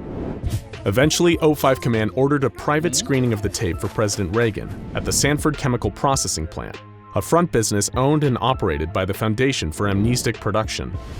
Dr. Robinson offered President Reagan the use of amnestics after the session completed, but Reagan declined. The screening took place in Conference Room B, and the tape was replayed 3 times. It was on the 3rd playback that things took an interesting turn. As the mutilated Reagan on the screen began to rant about drinking the blood of a child from the skull of Vladimir Putin, Reagan began to silently mouth along the words as though he remembered them. He spoke about beings known as the Destroyers and potential apocalyptic events to come. After the screening, Reagan once again refused the offer of amnestics and departed. It seemed as though all was well, until a violent break-in at the Sanford Chemical Processing Plant that left a night guard dead. A large number of amnestics had been stolen during the break-in, and security footage showed that Agent Tate and Rodriguez had been responsible. The 2 agents were tracked down and traced to the residence of Ronald Reagan, where the Foundation came upon a disturbing sight. The agents had pillaged large quantities of Class A and B amnestics and supplied them to President Reagan, who, at some point after observing SCP-1981, had been driven into a dangerous madness. The 2 agents wanted to cure him before he caused harm to himself or others, but their bungling had come with severe consequences. Misapplying such a high quantity of amnestics had essentially destroyed Reagan's mind, and while the Foundation was able to stabilize his condition, his impaired memory and cognitive function would leave him unable to care for himself independently. In order to cover up for this grievous mistake, a cover story was concocted about Reagan falling victim to Alzheimer's and facing severe cognitive decline as a result. Both agents Tate and Rodriguez were fired for their actions, had their memories wiped by the Foundation, and were assigned new identities. Dr. Robinson, for his part in the disaster, had to face a Foundation Ethics Committee disciplinary hearing. While SCP-1981 continues to be classified as safe due to its unlikeliness to ever breach containment, when you consider the havoc it wrought on the mind of its singular target, safe is hardly the word that comes to mind. It's enough to make you wonder what other tapes are lurking out there, just waiting to be found. The young girl stood silently in a room full of corpses, staring off into the distance. She was in a trance, seemingly unaware of the carnage that had just unfolded around her. Some of the men were shot or stabbed or beaten. Others had no apparent cause of death whatsoever, but the young girl was unscathed. She was wearing a yellow summer dress and looked like she couldn't have been more than 3 years old. She awoke from her trance, still paying no heed to the violence in the room, and left. This is the story of SCP-053, the young girl. Her strange and terrifying life before containment, her thrilling capture, and the part she played in one of the most dangerous SCP Foundation cross-tests of all time. She had no name. The young girl could never spend enough time around someone to be given one. It was her terrible curse that she could never stay in one place for too long, or something truly awful would happen to everyone around her. She'd been drifting for years, but never grew to look older than a child. Her memories were long but formless, divided mostly into 10-minute increments. The young girl kept on moving. It was all she could do. In 1993, when the young girl had already been alive for a very long time, she found herself in Illinois after days of trekking on the roadside. She would scavenge what little food she needed from the trash and drink from lakes, rivers, or even puddles when she needed to. Deep down, the young girl knew that if she ever grew hungry or thirsty, she would not die. In her travels, the young girl had managed to scrounge together a few dollars, and though she knew her contact with people had to be limited, there was one thing she wanted that felt worth the risk: a candy bar. It'd been a long time since she tasted chocolate, and she found the idea of tasting it again too enticing to resist. When she reached Chicago, she entered a small corner store with her handful of dollars, selected a candy bar from the rack, and approached the counter. For reasons even she didn't fully understand, she kept her eyes down as she placed the money on the counter. You see, SCP-053 was always a special child. As we briefly mentioned earlier, you might even say she was cursed. Whenever she was around other people for too long, terrible things tended to happen. Unspeakable things. And as a component of this strange, unexplainable curse, or perhaps as a means of keeping her safe from it, the young girl was doomed to never understand the nature of her predicament. It was like there was a mental wall between her and the horrors her presence could cause. All she knew was that it was best to avoid eye contact, stay away from large groups of people at all costs, and never spend any longer than 10 minutes around anyone, ever. That's why, as she waited for her chocolate bar at the cash register, she kept her head down and waited to go. The cashier looked upon this strange girl with apparent concern. It'd been a slow day, all in all. A few listless patrons milled around the store, window shopping. His brain was practically on autopilot until he saw this child. She looked filthy, in a disheveled dress, and was totally alone. What on earth had happened to this child? The more he looked at her, the more he sensed a creepy vibe exuding from her. Something about this girl was wrong. He spoke softly to her, introducing himself as Miles, and asking her where her mommy and daddy were. The young girl hesitated for just a few seconds too long for his liking, before simply saying that they were at home. Any parent who'd let their 3-year-old kid just wander around the south side of Chicago alone was either crazy, neglectful, or both. He asked her politely to remain in the store while he gave the police a quick call. He'd even let her have the candy bar for free while she waited. Immediately, the little girl became uncomfortable. She had already been in here for a few minutes now, and while Miles called the police, he expected her to wait around even longer. Again, she couldn't even tell you why she knew waiting around like this would be so dangerous, but she had a nagging, instinctual awareness that she needed to get out. Around the store, the few patrons still inside started to get a strange feeling, like someone was watching them. Soon, what seemed like mild paranoia was quickly becoming white-hot anger. Pure rage. They felt almost like they had to kill someone, but not just anyone. Someone particular. They had to kill the little girl. It wasn't long until the police arrived. 2 officers, Holiday and DeWitt, entered to collect the apparently neglected little girl. It was a story they'd sadly heard all too often, a tragically common occurrence in the big city. When the 2 of them approached the young girl, she was looking down at the ground. They tried to speak to her, but she was unresponsive. Miles looked on, concerned, but deep down, he felt the same bizarre progression all the other storegoers were feeling. Confusion, irritability, and finally, violent rage. The corner store was a powder keg. All it needed now was a spark.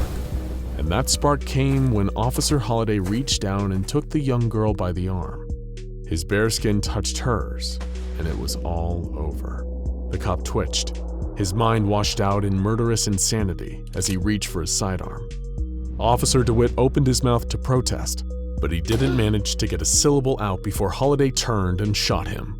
In a fraction of a second, the quiet corner store exploded into a violent bloodbath as the patrons and cops slaughtered each other.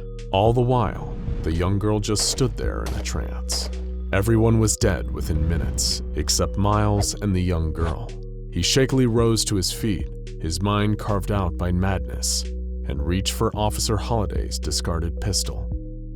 Outside of the store, the young girl appeared, walking out as if nothing had happened. Inside, Miles's body was sprawled over the counter, clutching his chest as if his heart had just exploded. This was the true nature of the young girl's curse.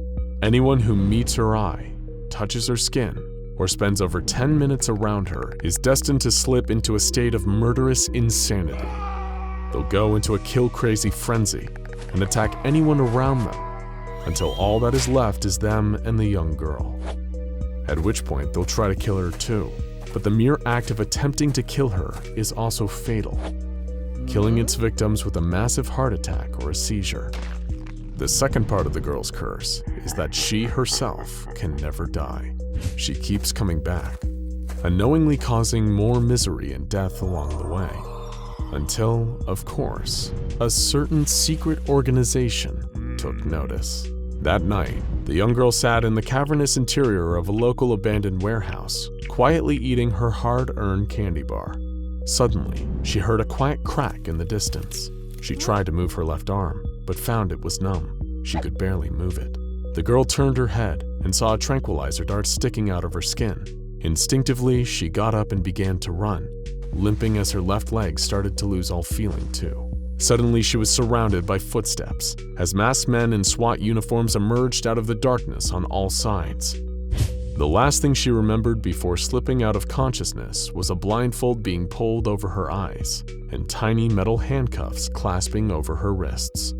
When she woke up, she was in the nicest room she had slept in years. It was 16 feet by 16 feet, with toys, books, and games. Standing across the room from her was a stranger in a full hazmat suit, connected to a long steel cable leading out of the room.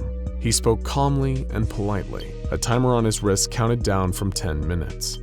The stranger explained to the young girl that they would be taking care of her now, and would provide her with all the toys and games and treats she wanted, provided she cooperated and submitted willingly to some tests. Compared to living out on the streets with no food or comfort, this seemed like an excellent compromise. She would live in what seemed like luxury, and every so often, she'd be taken to a testing room with a stranger in an orange jumpsuit. After a few minutes of waiting, the stranger would inevitably go feral and attempt to kill her, and then always die in the process. The strangers in the hazmat suits told her that all of these tests were helping them learn extremely valuable things about her, and that soon they'd have a very special job for her. It would be a wonderful surprise. It was the spring of 1994 that the young girl, now officially designated SCP-053, finally received her special mission. Several strangers in full hazmat suits wielding rifles escorted her out of her usual bedroom. She asked where she was being taken and was told she was going to meet a new friend. She was taken to one of the recreational testing rooms and pushed inside. Out in front of her, she saw something terrifying. A giant reptilian creature. She retreated from it instinctually, hiding behind a chair in the containment area. The giant reptile didn't move. It just sat there. Eventually, she plucked up the courage to go and touch the creature before retreating again. No reaction. Little by little, the young girl gained confidence and continued to approach and pat the creature. It exhaled through its huge nostrils, and the young girl literally jumped for joy in her amusement. She began to play with the docile monster, hugging it, even drawing on it with a crayon. The observers were truly baffled. What the young girl didn't know was that she was playing with SCP-682, one of the most hateful and aggressive anomalies under the Foundation's watchful eye. And yet, in her presence, the creature was like an overgrown puppy dog. After the test phase, the young girl was removed from the hard-to-kill reptile's presence, immediately causing the creature to become violent and murderous once again. After being separated from her strange new friend, the young girl was seen crying for several minutes. According to all accounts, the young girl is eager to see her friend again someday, though considering the reptile killed several guards after their separation, the Foundation isn't eager to grant her that wish. SCP-053 was classified as Euclid and continues to be held in containment, with her toys, books, and games rotated out on a regular basis.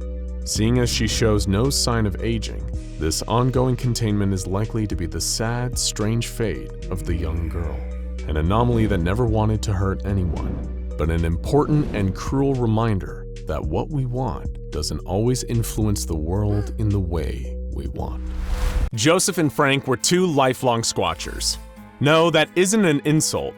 That's a self-given title for Bigfoot enthusiasts who are willing to head out into the woods and search for the legendary Sasquatch firsthand. While most squatchers will go their whole lives without ever encountering one, Joseph and Frank were about to get lucky. They just didn't know what kind of luck. During a journey through the forests of the Pacific Northwest, Frank spotted something moving in the distance. A huge ape-like creature with grayish fur and human-like movements. Frank thought he was finally laying eyes on the mighty Bigfoot after decades of searching. What he didn't know was that he just made a deadly mistake. He had looked directly at SCP-1000, and there would be terrible consequences.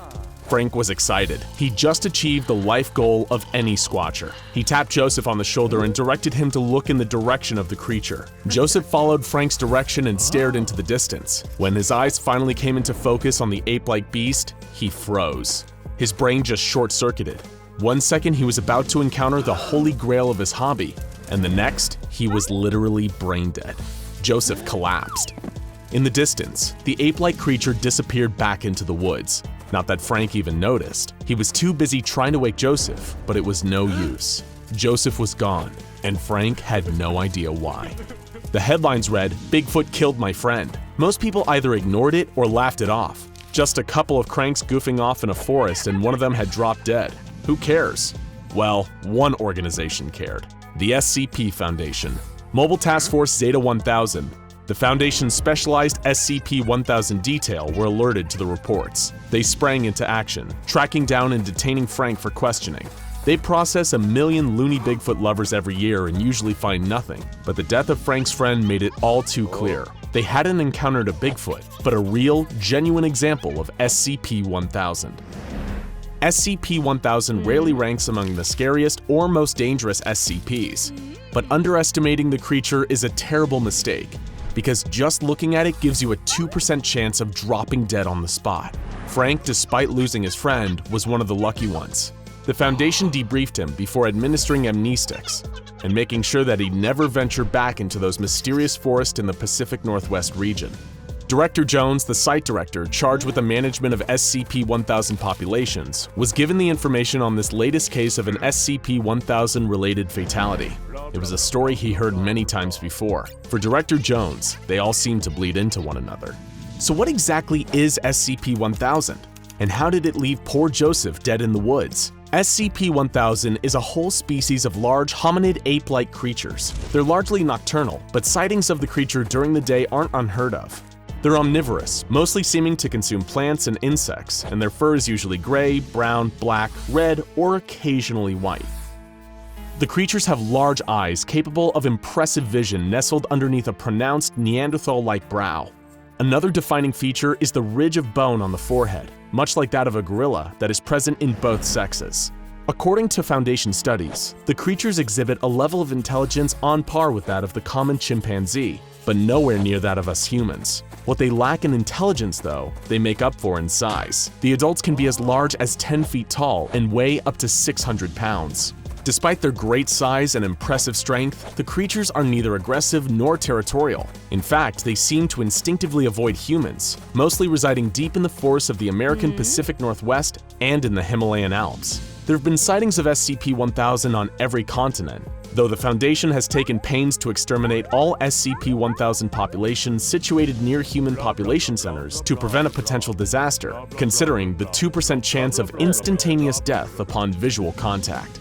That brings us to our second question. What is it that makes these seemingly harmless creatures so dangerous? Sadly, for both these unfortunate creatures and us humans, the danger is beyond the control of SCP-1000. According to Foundation research, SCP-1000 likely evolved alongside us Homo sapiens until a tragedy occurred between 10 and 15,000 years ago. A mysterious extinction event eliminated the vast majority of their species, leaving only 1 to 5% alive in the aftermath. What happened? It's believed that around this time, SCP-1000 contracted what the Foundation refers to as an anomalous pseudo-disease. Meet SCP-1000-F1. A disease that is passed along at the genetic level and is so durable that it persists in the species to this day. The tiny fraction of the population that are immune to its effects manage to survive, but the majority who aren't immune die shortly after birth. This is why the overall population remains relatively low to this day. It's a disease that only appears to affect hominids, including humans, chimpanzees, bonobos, and non-immune instances of SCP-1000. Any hominid that lays eyes on a carrier of the disease has a 2% chance of experiencing immediate brain death. While a 2% chance of instant death may not seem all that threatening, at least when compared to some other nightmare-inducing SCPs, the truly scary part is that the percentage is cumulative. In other words, the longer one observes a carrier of SCP-1000-F1, the higher that percentage rises, the greater your chance of experiencing an abrupt death. According to Foundation studies, the percentage rises by around 1% every 20 minutes, and the percentage also varies between specimens, with some exhibiting a terrifyingly high death chance of 90% upon viewing. This death chance continues to occur in dead specimens if they carry the anomalous pseudovirus while alive, though thankfully the risk doesn't appear to apply to small fur or tissue samples. The Foundation's true concern actually goes far beyond SCP-1000 themselves. Because of the species' close relation to Homo sapiens, there's a worry that SCP-1000-F1 could transmit to humans, causing our own species to meet a similar fate. If humans did indeed become carriers of SCP-1000-F1, it's extremely likely that humanity would undergo an unprecedented extinction event, with billions across the globe dropping dead as brain death sets in en masse. While full extermination of the entire species has been deemed unlikely, this existential threat they pose to humanity more than justifies the occasional culling of SCP-1000 populations. That was a lot to take in, right? First, the creature we thought was Bigfoot was actually a new species of SCP out in the wild. And second, these creatures could end human life as we know it if they made it into a population center. But what you're about to hear next, a dark secret only available to people with Level 3 SCP Foundation clearance, is the most shocking SCP-1000 fact of all. Are you ready? The true secret of SCP-1000 is that what you've just heard is a lie. There is no anomalous pseudo-disease, and SCP-1000 poses no pathogenic threat to humanity whatsoever. Who would spread such a thing? The SCP Foundation, of course. Strictly speaking, the Foundation has disseminated 2 direct lies about the nature of SCP-1000. The first is that of the disease, which does not exist, nor has it ever existed. The second lie is about the creature's intelligence level. They're far smarter than the average chimp. In fact, they're every bit as intelligent as human beings. These were all lies formulated by Director Jones and the Foundation, as was the very existence of the Bigfoot myth. The Foundation has been spreading information that makes the very concept of the Sasquatch out to be a joke for decades, all to discredit and further push the very concept of SCP-1000 into the shadows.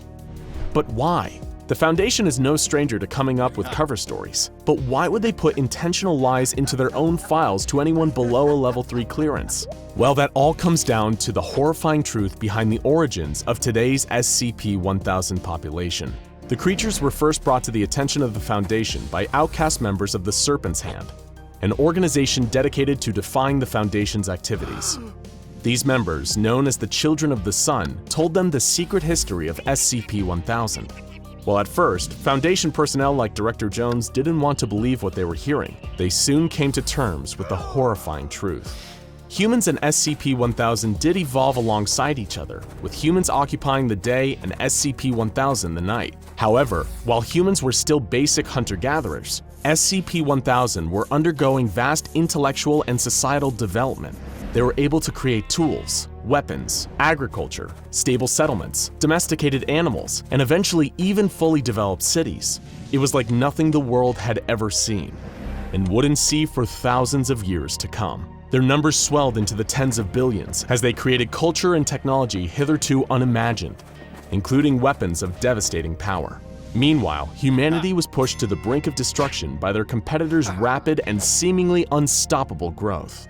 It looked as though the human species had lost the evolutionary arms race and would have to bow out. But according to the Children of the Sun, a trickster forest god smiled upon humanity and gave them the power to use SCP-1000's weapons and technology against them. 70% of SCP-1000's population were wiped out in a single horrific day, known to the Children of the Sun as the Day of the Flowers, as every flower supposedly bloomed that day during the massacre. Humanity destroyed the entire civilization, and with the same technology they stole from these unfortunate creatures, the vengeful humans drove the apes mad. Their higher consciousnesses were blocked out, reducing them back into the states of mere animals. Once the massacre was done and everything that was built had been destroyed, we, the human race, used the SCP-1000 weapons to wipe any memory of the atrocity from our own minds. The advanced civilization of SCP-1000 had been wiped from history. Humans returned to their plodding path of evolution, none the wiser. For thousands of years, all the way up until today, this time remained a mystery to us. So again, why did the Foundation lie to us? What did they have to gain by convincing us all that it was dangerous to even look at these creatures? Well, as the frequency of sightings and the attempts of communication increased, people like Director Jones became aware of a frightening possibility. What if the pendulum was swinging back? What if the apes were regaining their lost intelligence and, worse, still harbored feelings of revenge for what we did to their species thousands of years ago? Even the mere possibility that they could do to us what we once did to them is a chance that the Foundation simply cannot take, and thus, limiting contact between humans and SCP-1000 at all costs is an absolute must. However, in spite of the Foundation's fears, one intercepted message from the apes suggests that their paranoia may be misplaced. This message, translated from an attempt at communicating with Foundation personnel, reads simply as follows: "We forgive you. Given choice for now, not forever. Let us back in." It's enough to make you wonder what species the Foundation should really be keeping tabs on here. After all, when it comes to meting out violence and death, humanity has a track record to rival the worst creatures in the Foundation containment cells, and few examples illustrate that better than the tragic case of SCP-1000.